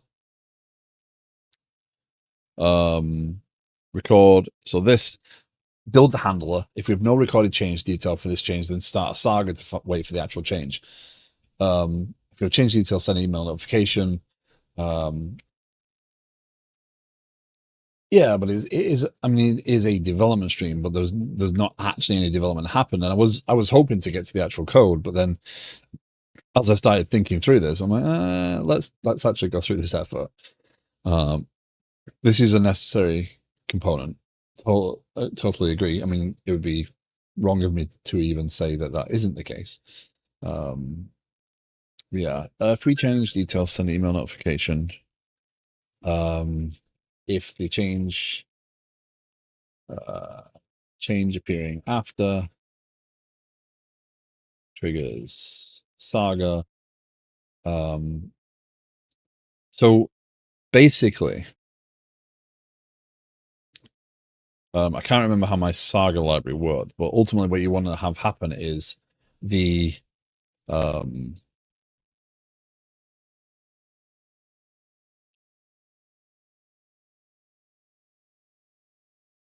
the saga kind of is triggered by a change. So, what is it?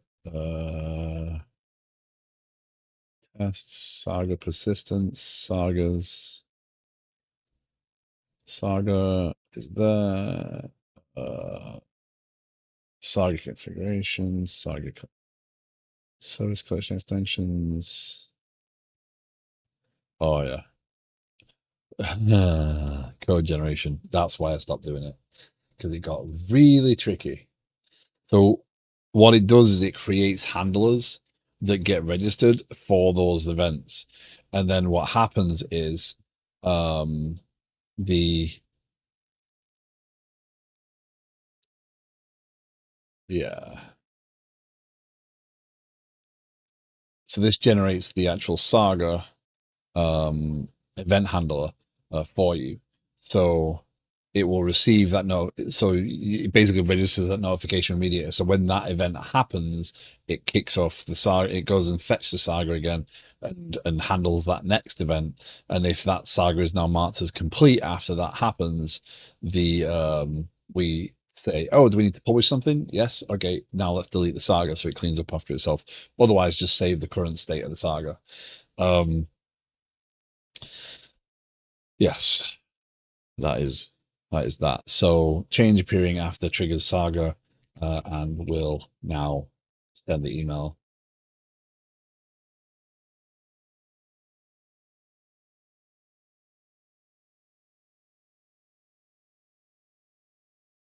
So with that said, does that flow work? I think it does. I think it does. So would that achieve this goal? So sending the email, we already have an example of that in place. I've got Um,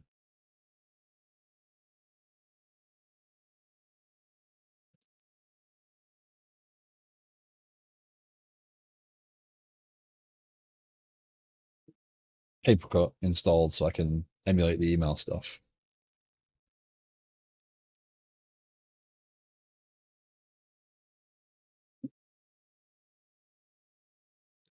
And the email is actually the least difficult part of this entire thing. Um, I don't want to go out and head and task these out too soon. So this is actually this is introducing an interesting workflow for me, right? Because this planning item has these three situations. Um,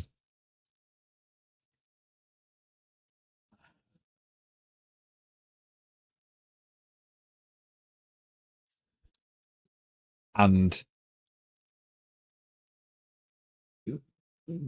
this is an interesting one in terms of this has a different schedule, but ultimately, so this would introduce a need for more timed jobs or timed processes. Um, to occur. So that introduces extra pieces, but it's really the same thing. It's just the delay of the actual notification here. So this is all going to change. And the push notification is another component, which is more a queue for the SignalR piece to pick up on. So if I go out and task these, the tasks are not necessarily going to be accurate because this is going to validate those things. So it's a kind of an interesting flow in that this is technically in preparing still. It can be moved to uh, in progress, I suppose.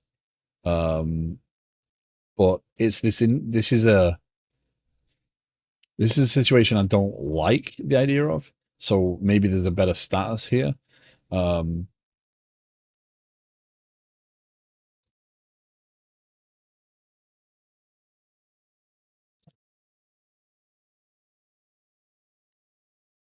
what are we breaking? We're breaking everything. How you doing, Barry?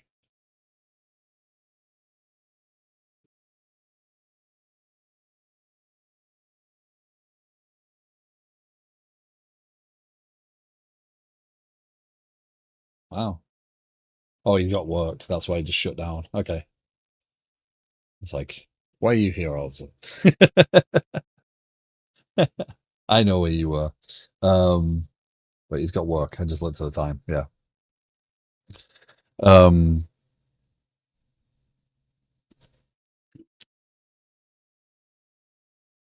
so today we are breaking. Uh, there you go. No work for me. I've got a week off. I was wondering why you just stopped your stream. So I'm going to make as much progress on Liquid Sky as I can this week. Um, between other chores. So I'm going to stream for a bit longer, and I'm going to get this underway, and then I'm going to um, uh, once I finish the stream, I'm going to tear my entire setup down, unwire my entire desk, put everything in a box, and just donate it to charity. This is the best way of handling this. But no, I'm going to tear my desk down. I'm going to organize my computers and try and sort things out. So, but in the meantime, I've been working today on doing a bit of planning on Liquid Sky for the changes. So I want to have the ability to say I care about something uh, calculated independently of the tell me how it changed. So you can change the actual way you are notified at any point on a specific notification type. Um, Also, I figured TBD was ending soon. I didn't realize they had the week off. Yes, my streams this week. So I will not be streaming until later tomorrow because I have a PT appointment at 8. So I'll probably come home and then start a stream. So I'll start streaming at this time tomorrow for a couple of hours. And the same on Thursday. So I will be able to do those. My PT is up until the end of the month. So I will be, Tuesdays and Thursdays will be messed up until the end of the month. Likely. But yeah, I will be streaming a little longer Yep, I'll be streaming on Wednesday. I'll be streaming again for a little bit longer. Depends on how much stuff I have to do around the house. I've got a lot of organizing and cleaning to do. Yeah. What did you say?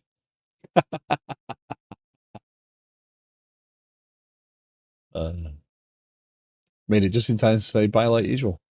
And it's not a bye, it's a hello. Good morning, Mars. How you doing? We opened the How to Keep My Wife Happy chat. Yes. Yeah.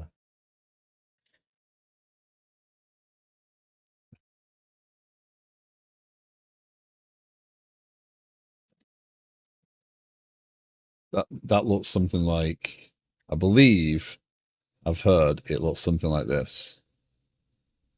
Um,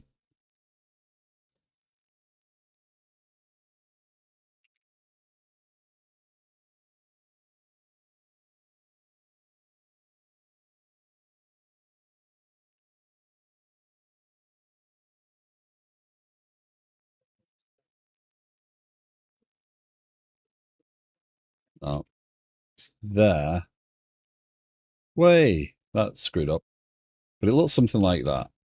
It's basically just a cycle of, yeah, no, not happy. Um,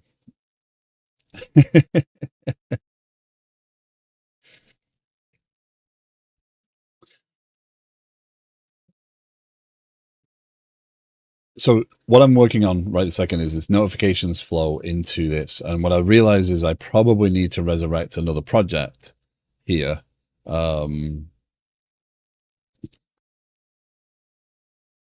That I kind of scrapped a little while ago. So if you've used any service bus stuff, you've used Saga's likelihood. Need to make a spicy LinkedIn post. You go for it. Enjoy. I will like it halfway through my next conversation. Um, what I did is I built this library a while ago for Mediator to do sagas because I have these notifications and these commands and stuff being used, and it's not a service bus, it's an internal concept. But when I need to correlate events that are happening within my domain, within my context, using service bus for them doesn't seem useful. So I created a mediator library to do that. It didn't work 100%, so I'm gonna have to fix some things in this. But yes, it's going to be quite fascinating to do these things. So, but it does generate these handlers. It does kind of wire up, and I did get it generally working beforehand. So yeah.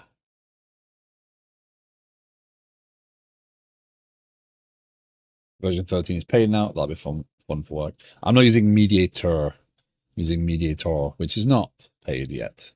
And their APIs are really close. So if you need to swap it out, Mediator, the actual word mediator, is a library. It is functionally almost identical. It uses code generators rather than reflection to build the handlers and stuff.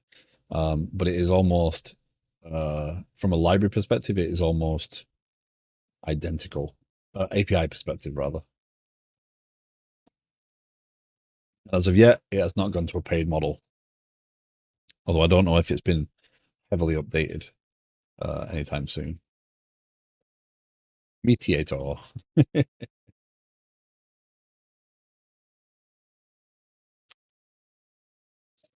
So let's let's go and sorry, my mouse is being funny.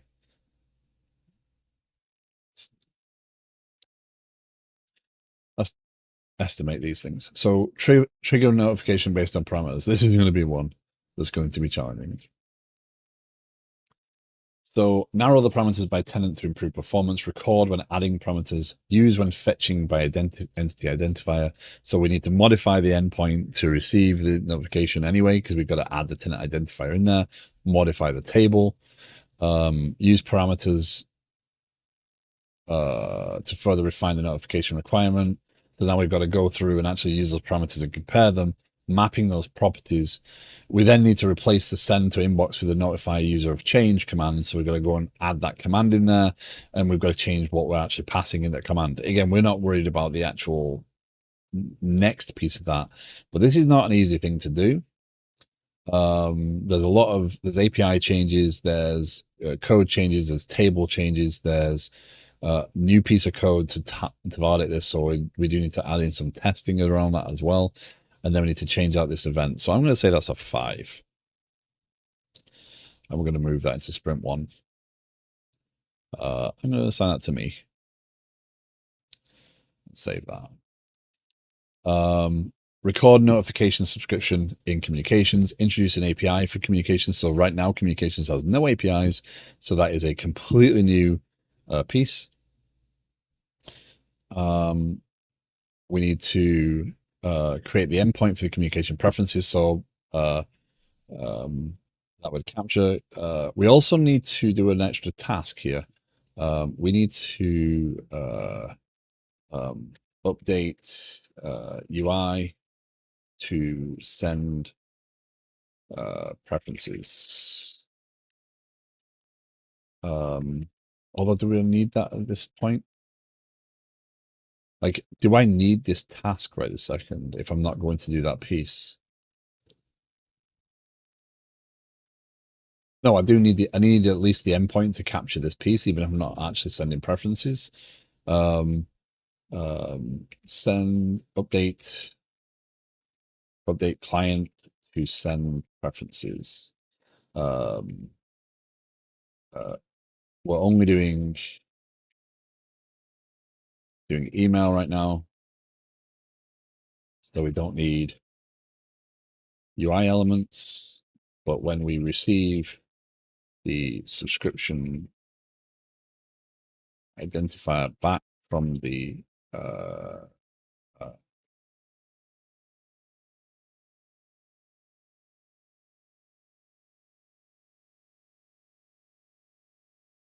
we should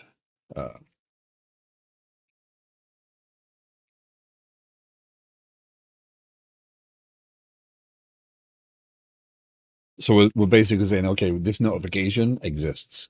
You've got something to do for this, and ultimately that will store the preferences for that notification. So in the long term, you could actually set up I care about the status changing. I want to know about that in a immediate email, or I want to know about that in a push notification. I care about the status changing to this state in a summary email. You would be able to subscribe to many cases in many ways. Yeah.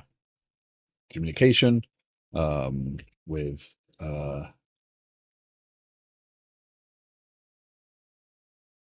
right. So we need that piece in there. One thing I should just check though before I say that. When you subscribe to notifications, you get an endpoint, you go here, you subscribe, and it returns nothing. It doesn't return the subscription ID. So it doesn't return that. So we need to modify that piece.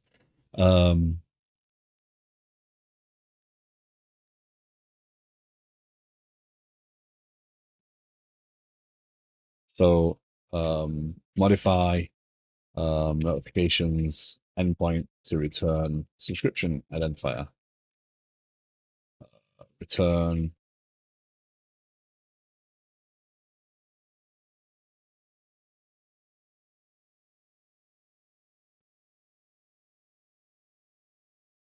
and feed back.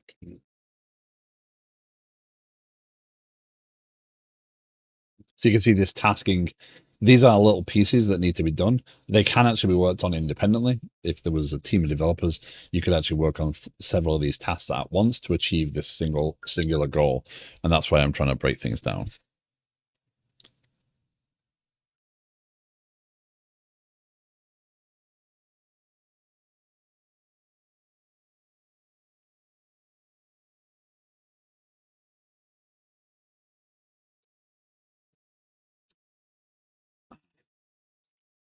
Dr. Cox, hello.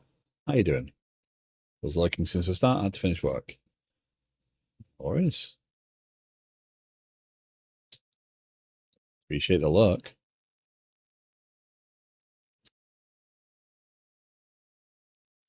Cooking. Yeah, absolutely. Sorry. Thank you for the follow. Can you ask a question? Absolutely. More than welcome to ask a question. Um, Okie dokie. So those tasks just kind of ballooned, didn't they? Ready for development. So we have trigger notification based parameters, record notification, subscription, and communications. So that's introducing the API.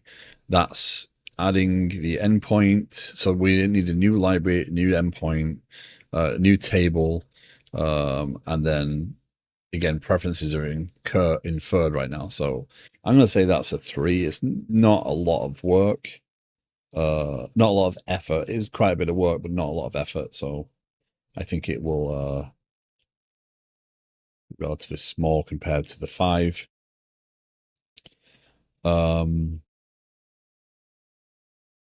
Updates clients to send preferences, modify notifications endpoint. This is making sure that ID makes it back and just mimicking another pattern.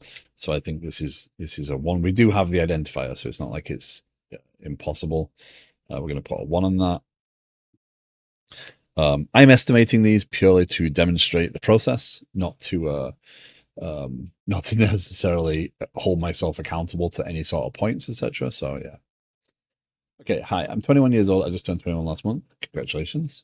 And I want to learn to code and make software and games. And I wanted to know if 21 is too late to learn to code. And do you have any advice and tips with burnout and not being motivated in learning process? It's never too late to learn, genuinely. You know, uh,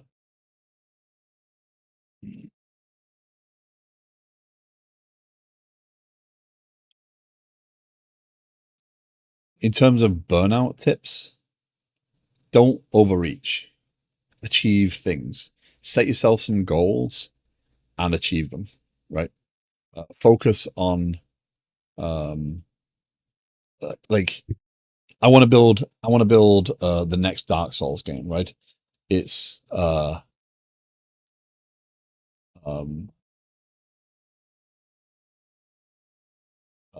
there you go, some shared experience, and welcome in, Harry. Don't overstretch in terms of what you're going to achieve, because you'll become more demoralized. So I want to move a character on the screen. That's your goal, right? Oh, look, I'm moving a character on the screen. Do I understand that? Yeah. Now I want to fire a bullet, or I want to move, I want to import a graphic or whatever. Set yourself some goals that are attainable within a short amount of time, so you keep getting that reward of success. Yeah. And once you start getting the basics down, even if you get into like web development, I do, web development, right?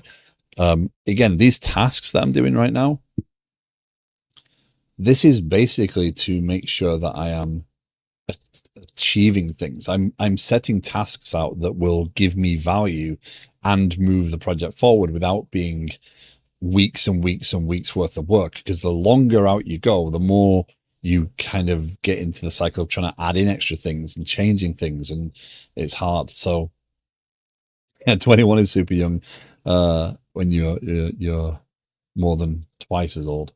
But set yourself some short-term goals. Achieve those goals. Don't worry about comparing yourself to someone else who has much more experience, right? Yeah. And keep practicing. You're going to fail. That is the truth. You're not going to succeed at everything. Things are going to get harder. You are going to get bored of a project and move on to a different project. You are going to find something else that challenges you. Just keep chasing it. And once you find what your passion is, aim for it. Like, to me, this is my passion. This is a year and a half worth of development, right? This is working now. I am actually planning my product using my product, and it's working for me. This makes sense to me now. And I've achieved a lot even in this. So even as a experienced developer, I've still succeeded and failed many, many times. More failure than success, if I'm being honest. I have notebooks filled with half-started projects. Yeah.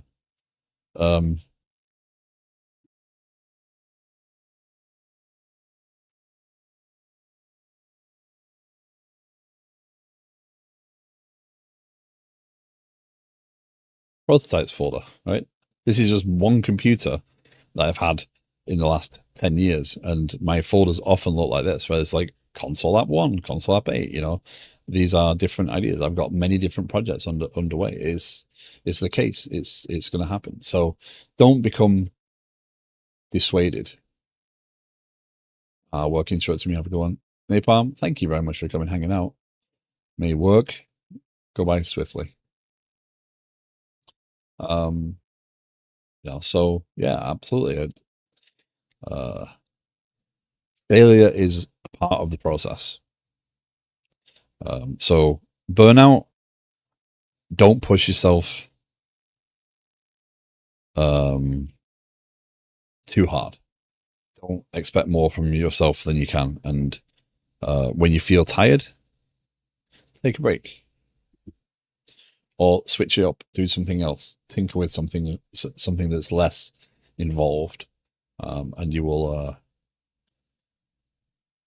quickly reignite that. Yeah. If you have any questions, you're more than welcome to ask anytime. If you want to have chats about this offline, if you want to ask more specific or pertinent questions that would do better from a back and forth, there is a Discord channel, a Discord server linked in the cards below that anyone's more than welcome to join. Doesn't require that you have any level of experience, but if you want to ask questions in there, you are always more than welcome.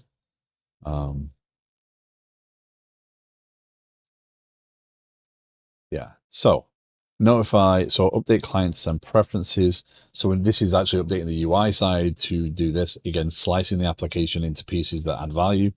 When we receive the subscription identifier back from the subscriptions planning items, which we now will do thanks to that one, we do have a preference. We have an ordering on these things. Then we need to invoke the communication API to send that. So that's going to be a one as well. It's not a very, it's an established pattern with not a lot of effort and more just repeating the pattern. So yeah.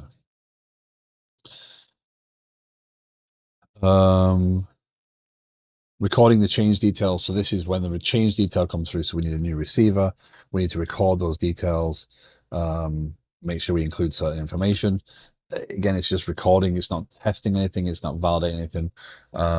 It's in this instance, it's actually there is no existing data. There's no add or update or delete. There's just create add because it is a history of changes.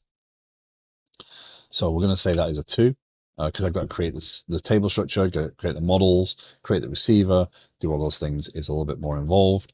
There is some testing involved to make sure we're capturing the information. And yeah, there we go. And then this finally, so create the consumer. So we now need to consume the command sent by the notification system.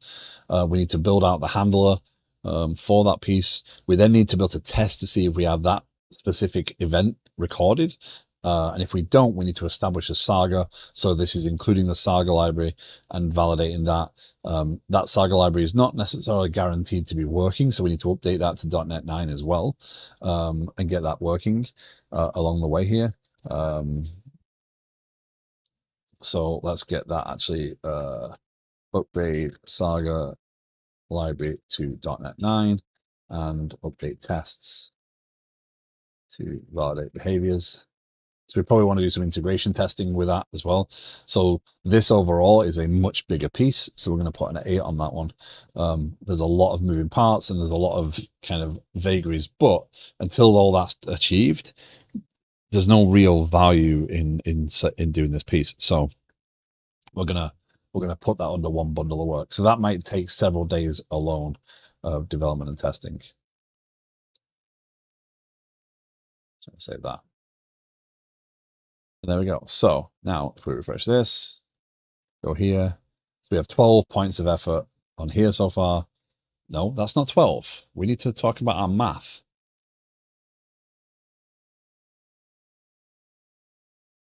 12. Are you sure?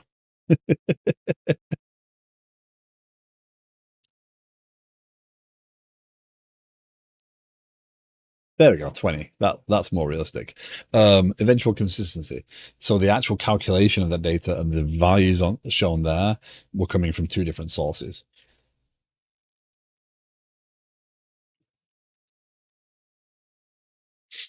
Um, 10, yeah, 20. Okay.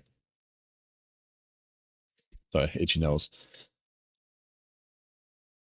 So we're not going to get much done in terms of code on these particular tasks, but what we are going to do is we're going to check out that task for this. So let's go to our sprint board.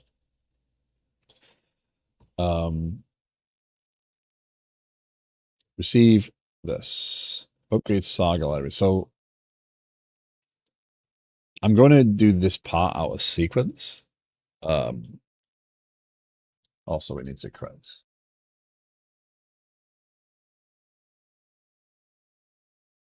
Because I'm going to just check out this library now and have a look. Um, yeah. So let's open. So again, to the point of, so look at how many projects I have here, right? Look how many different things are just in my list of stuff. Um, there's always stuff you want to be looking at. I recommend for anybody, if you are actually um,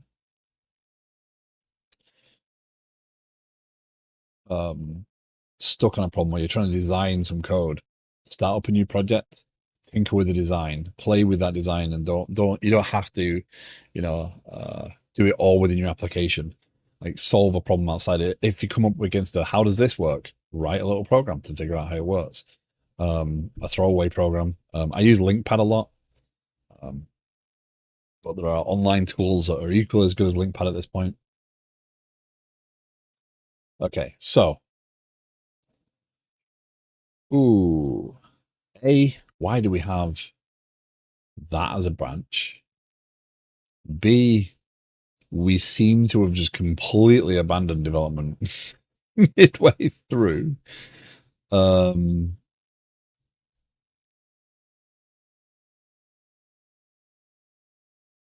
this is not the sagas.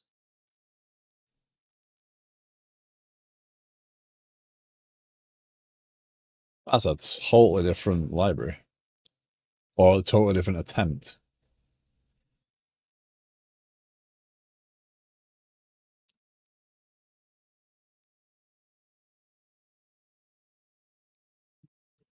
Here we go.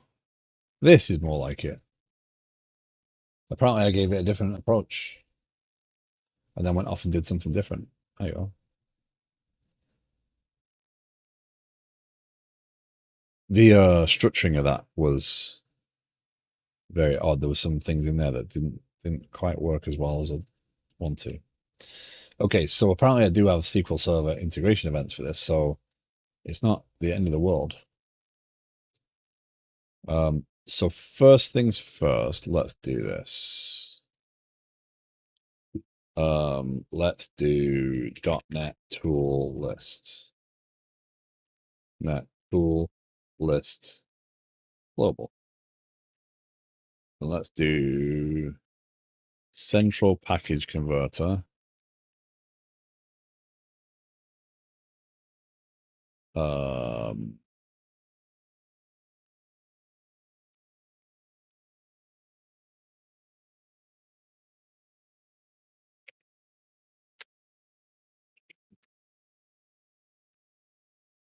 yes. Okay. So first step. Oh dear. First step. How much stuff was I doing? Oh dear.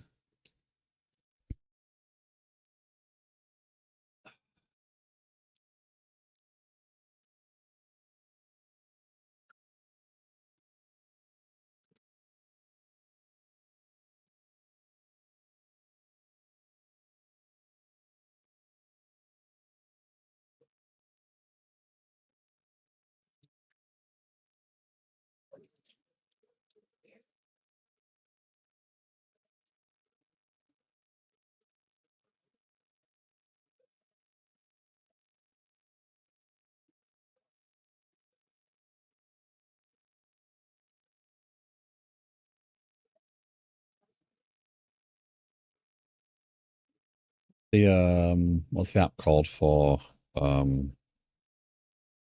um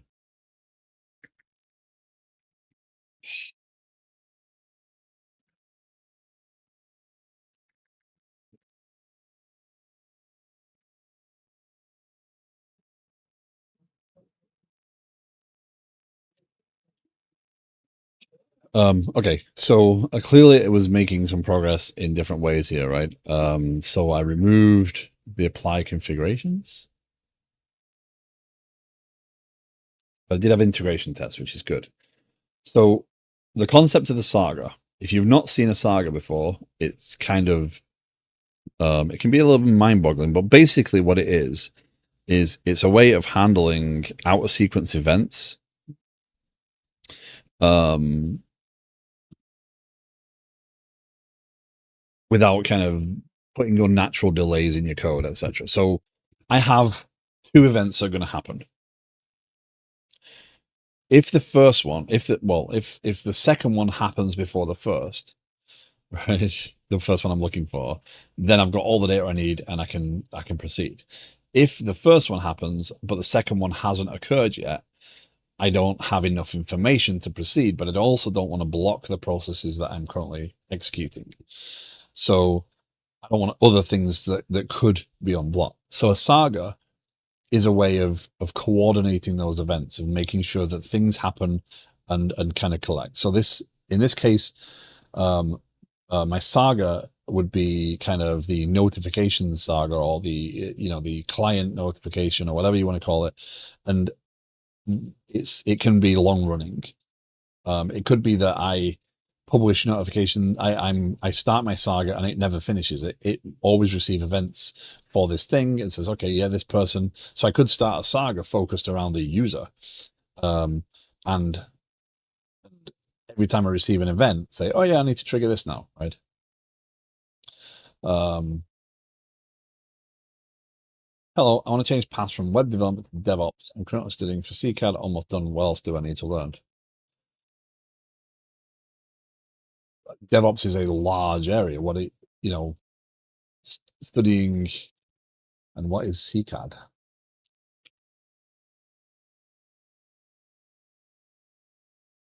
Certified Kubernetes application developer. Okay. Um,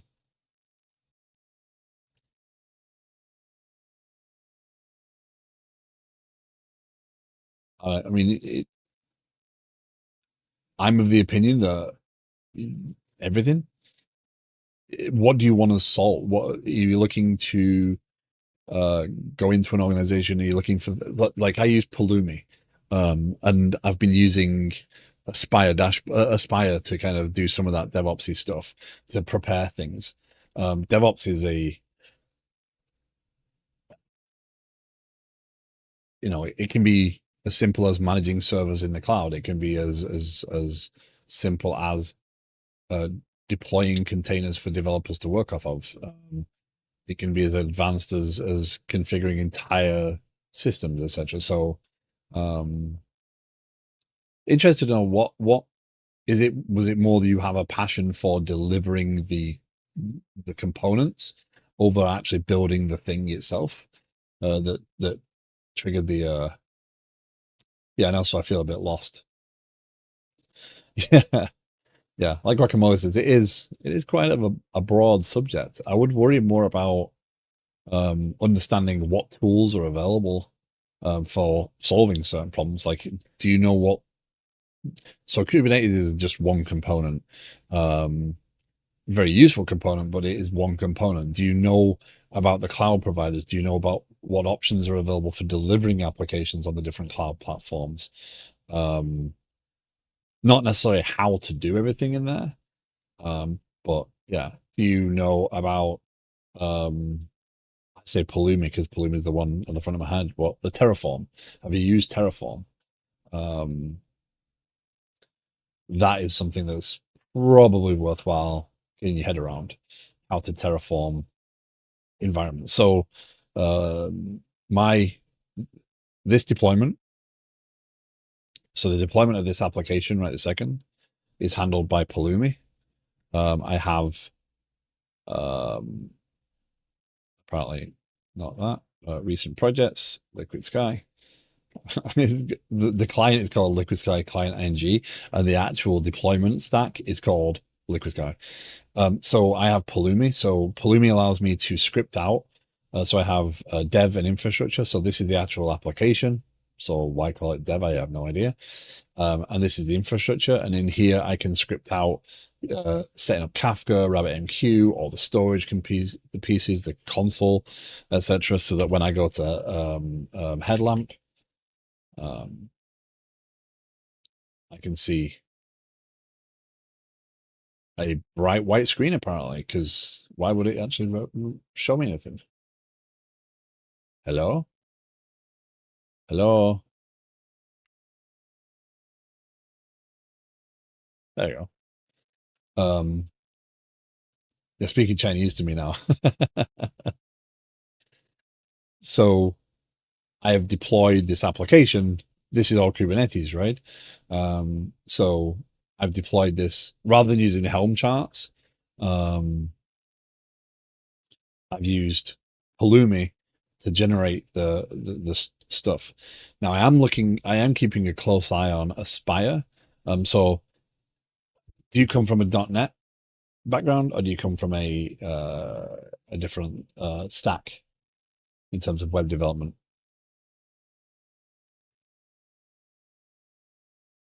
Java. Okay, so Aspire doesn't matter to you then.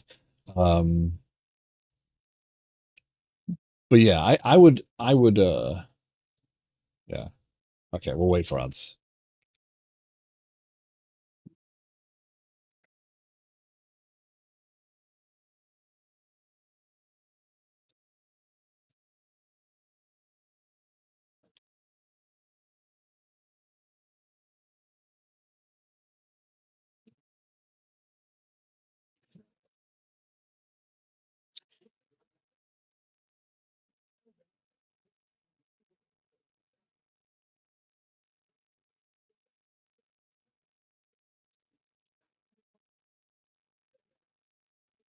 Wait for the ads to finish. Okay. Um, hot dog flavored water. Welcome in. Thank you for the follow.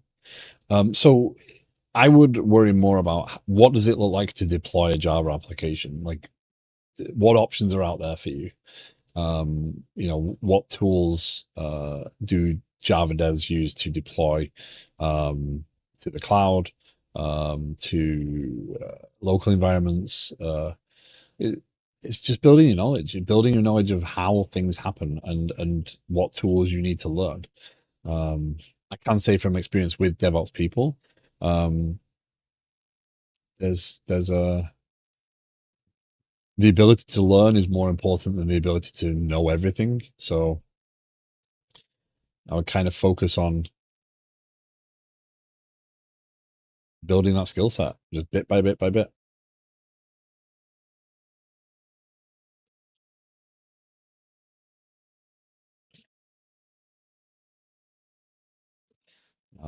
But there's no easy answer. There never is an easy answer with software. It always, and I do, I make it up as I go along, right? I solve the problem I need to solve now. And that's the tool set you're building. Yeah, sadly, it depends. Okay, that's what I want to do. Get better technically, because I have 6 years experience, but I feel I actually have 2 or 3 years worth of knowledge. Well, um,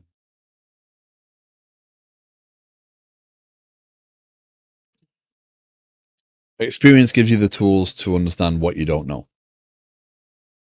Um,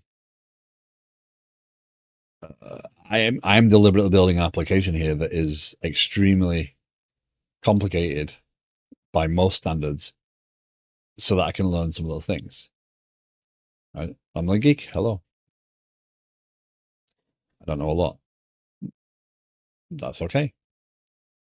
Uh, I'm all out of whack. I assume you mean there, because of your timing.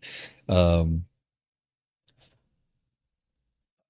I would say I don't know a lot, so I have several years more experience. But I still don't know. I don't know what I don't know. I don't know what I need to know until I need to know stuff. So, um, what do you mean wrong post?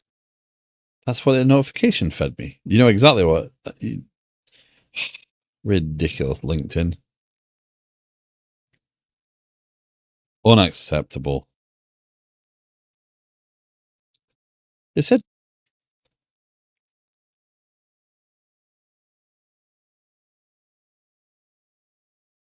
2 days. AI won't take developer jobs. There we go. There's the current one. It put the one from 2 days ago above the one from just now. The more you know, the more you realize what you don't know. Yeah. Imposter syndrome is a real thing. Again, I've been so I started development. I started my development career in 1999. I still have heavy imposter syndrome on a daily basis. I watch streams. I watch maybe work on the client work, and it just looks so much better than anything I can do, and I feel uh like this small. I watch game devs produce games and do crazy amounts of things, and I feel, you know, inferior to that. They might have been only coding for a year or two. I still feel that way. It's going to happen. Um, but be the best you can be. Do what you can do. Achieve what you can achieve, and other people will. Wow,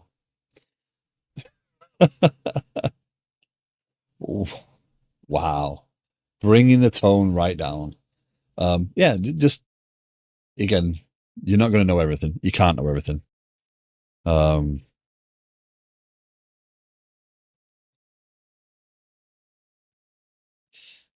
there you are. Then get 100% test coverage on that app. Yeah, 100%. Yeah. So,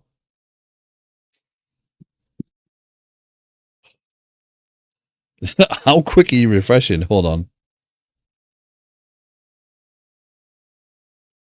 How's that one? We love it.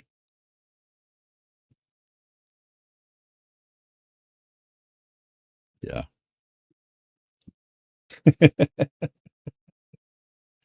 Oh dear. You know you've distracted me. You know you've got it. It's fine. So this library is probably what I'll focus on tomorrow's stream. Again, starting a bit later tomorrow. I've just seen a post talking about screaming architecture. Never heard of it before. Milan. Okay, I won't. Now. Bye. Have a great day. Maybe may your work be productive. Yeah. So the thing there is, we kind of talked about that right at the beginning of this stream. Is in terms of um your application. Like I've got endpoints, but what is an endpoint? It's being clear about what your application is doing from the business perspective rather than doing from the um uh rather than doing from the technical perspective, because the technical doesn't actually matter when it comes down to it. What you want to do is describe the business, and it's again why I focus on this disconnect in Liquid Skies, because this piece is what the business cares about, right? These pieces over here are necessary evils for them, but realistically, this is what they're asking to be done. They don't care about the technology, they don't care about what's involved, but this is kind of the joining point to say, hey, by the way, this requirement requires this much effort. And you know, the requirements are imbalanced, right? There's a lot more detail in this requirement, and there was only 8 points worth of effort, whereas over here there was 20 points worth of effort because there's a lot more wire up. Um, yeah.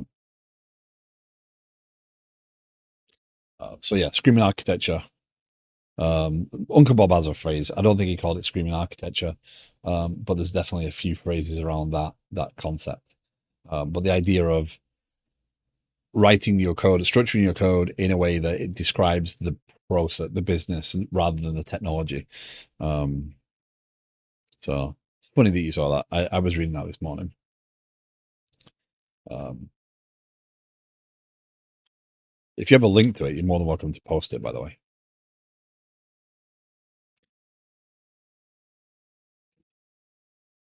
So yeah, the Saga library. Again, I'm going to end up in a scenario where I have a potential for this event here. So ideally, this event here happens this way, right? Where 1 and 2. But the likelihood is, or rather, it happens this way. I want 1 and 2, but the likelihood is that it happens in this order, which means that this event might come out of sequence.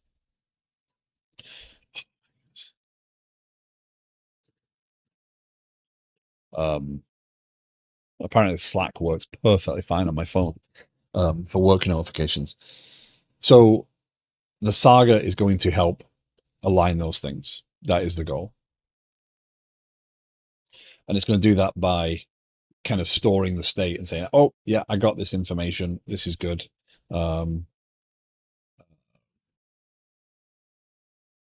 So receivers on visit syntax node. So this is the actual generator code.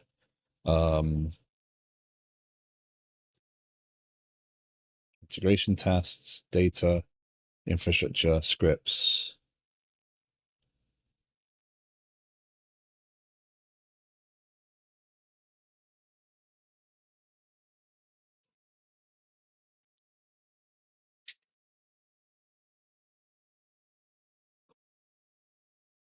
So I've got to get this up and running. Sample. When Saga is complete and does not publish. So let's just see if we can manage this. Oh, we got a lot of updates to do. Appa.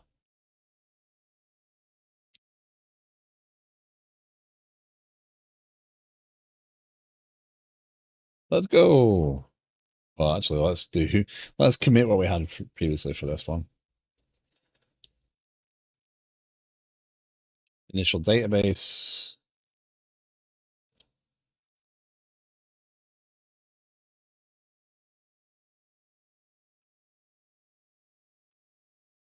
Should be using test containers, right?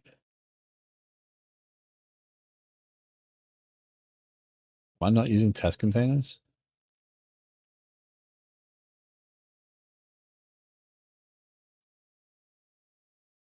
Apparently not.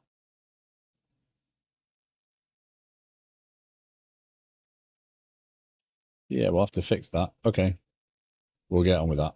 So again, the concept, the concept, the purpose of this is what will happen is when I get that first event, if that second event hasn't arrived yet, because I need that to say, yeah, I've got all the data I need to publish a notification. The first event will get stored and say, okay, yep, we're good. We can just wait. Again, it's an event. It's triggering. It's going to record its data, and it's going to proceed. In this case, it's just the fact that it happened. That's all I care about. So I don't need to actually store anything other than the fact that it happened. The second event comes along and says, this thing happened, by the way. Oh, good. You've got the data because it's going to record that data and then publish its own event. So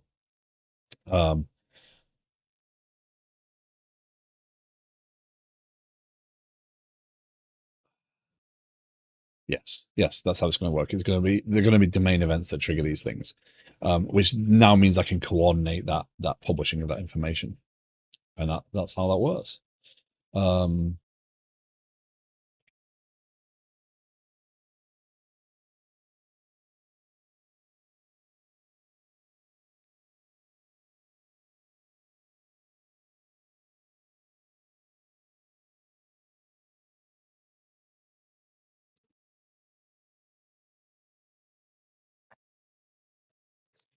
So yeah, sagas.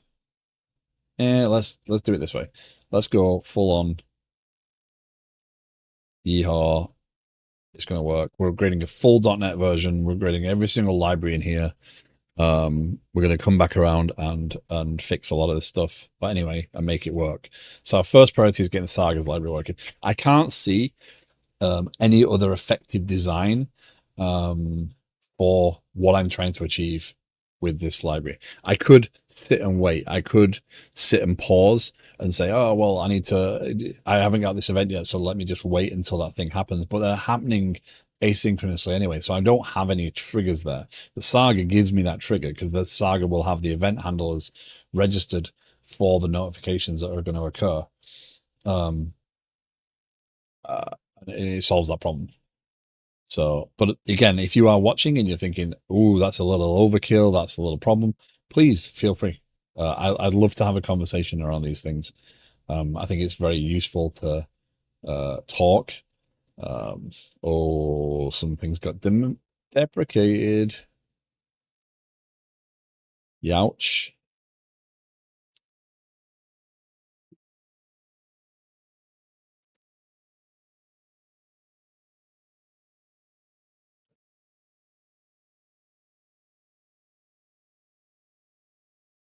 We need to put ourselves, set yourself as away, late stars, vacationing,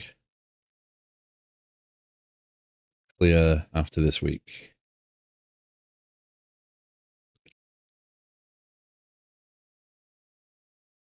Save. Okay. I always forget to do those things. Oh, you're still using iSource generator that needs a rewrite to incremental generator? Yes. I figured update from .NET 8 to .NET 9. So this was one of my first experiences of trying to use the source generators. So we will get this kind of figured out. Partially why I stopped using this was because I was having issues with the generators. But those things now can be corrected. So the goal will be very much to build these files out. So again, what I'm doing here is I'm saying, I register the Saga, and the presence of the Saga will generate the handlers for those things. That's the goal. So what's going to happen is, and I'll show you the actual the code over here. So love it or hate it, you know, the way that my system works is when I have a command, most of the code looks like this. So a handler will trigger an event. So when I go, oh, that's a poor choice, actually. That's a poor design choice. Because that uses a service because there's more behavior there than I want. So the way tasks, add task. So I create a task, and you see there's very little code here because, again, most of what my application is doing is I'm trying to make sure I save the data quickly. I don't mess around. What happens is this will add a domain event. When this data is saved to the database, it will trigger that domain event. Now other things can listen to that thing because it's a notification in terms of mediator. The sagas hook into those events.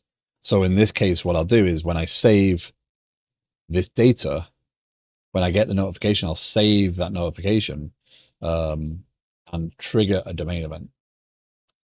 I'm working on my SourceGen lib. Duca, thank you very much for coming hanging out. Appreciate it. Have a great rest of your day, and I'll see you again soon. Working on my SourceGen lib as well. I thought that source generator is hard, but I recently looked at code fixes for my analyzers. Ship the generator. That is fun. I like the idea. SourceGen is much better than dynamic code because you can actually go and read the code that it generates. It's just getting those generators to do what you want them to do. So what's going to happen is I'm going to generate a saga, and that saga is going to look for these events. So I'm going to have I am started by notification, recorded. Yeah. Yeah. Domain events are events that are occurring within an individual component, and integration events are data being published outside of the application, outside of that component. So, to me, integration events are these. So when a planning item is saved, things will happen in here. So events can happen with inside of that context, which will be domain event, which would be, behavioral internally.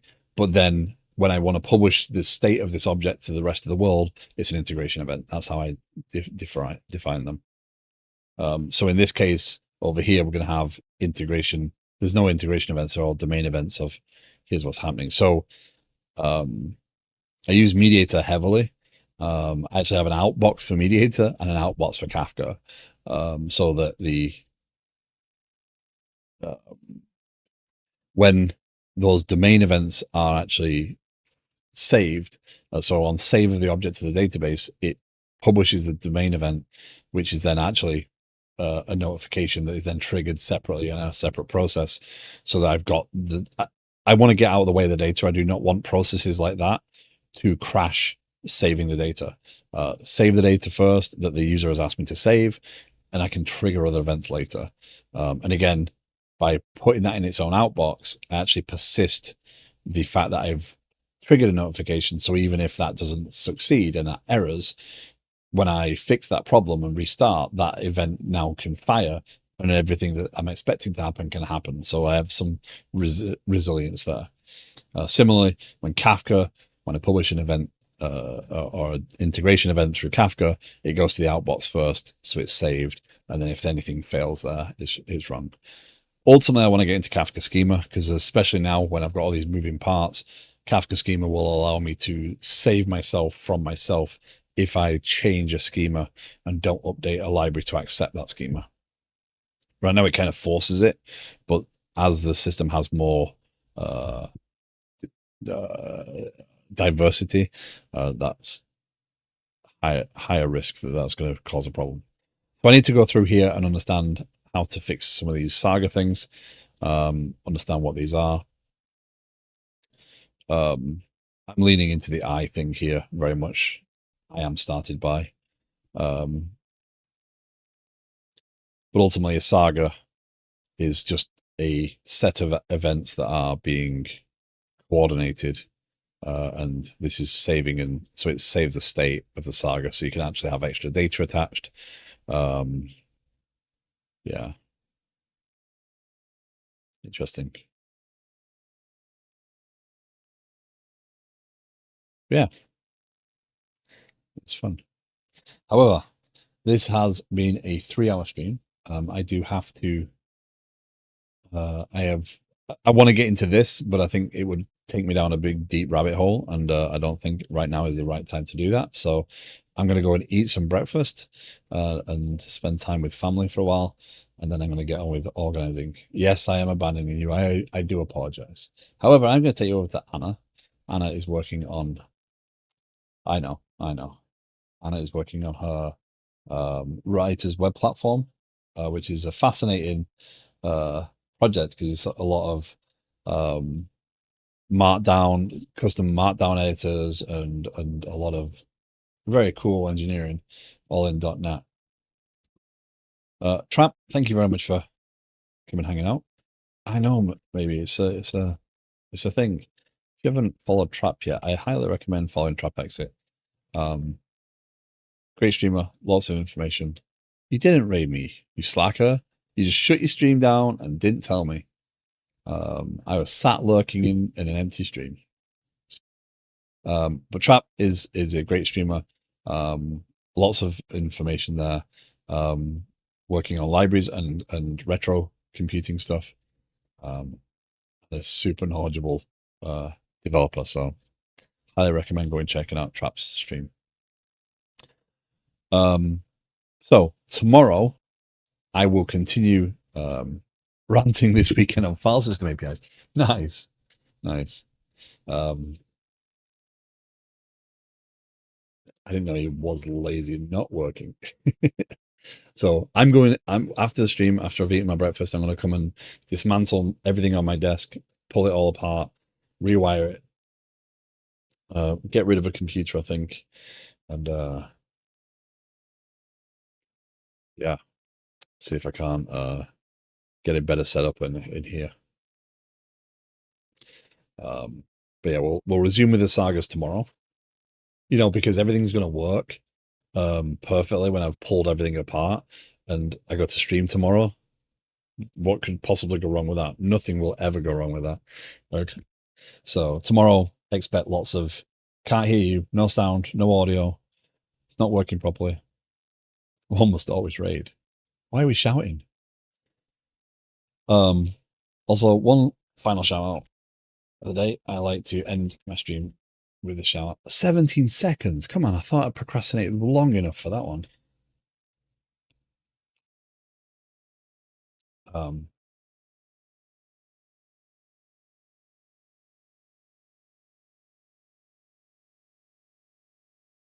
oh,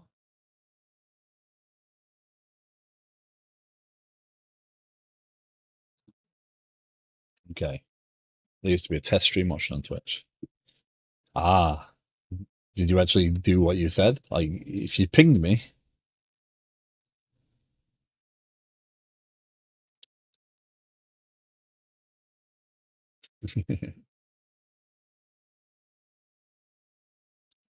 I also used to press all the buttons and record in OBS to make sure all things worked. No, not really. Okay, fair enough. Yeah. So as much as I do like rating Anna. Anna is a great streamer, and she's working on a lot of cool projects. Um, and is the only other .NET stream that is live at the point that I have found. If you are starting to stream, if you are actually interested in streaming and you are doing this sort of stuff, I am happy for you to self promote as I go to end the stream, or in future, and I can look out for you. So if you start in your stream up as I'm finishing, I like to support. So, well, sorry for not streaming, sir.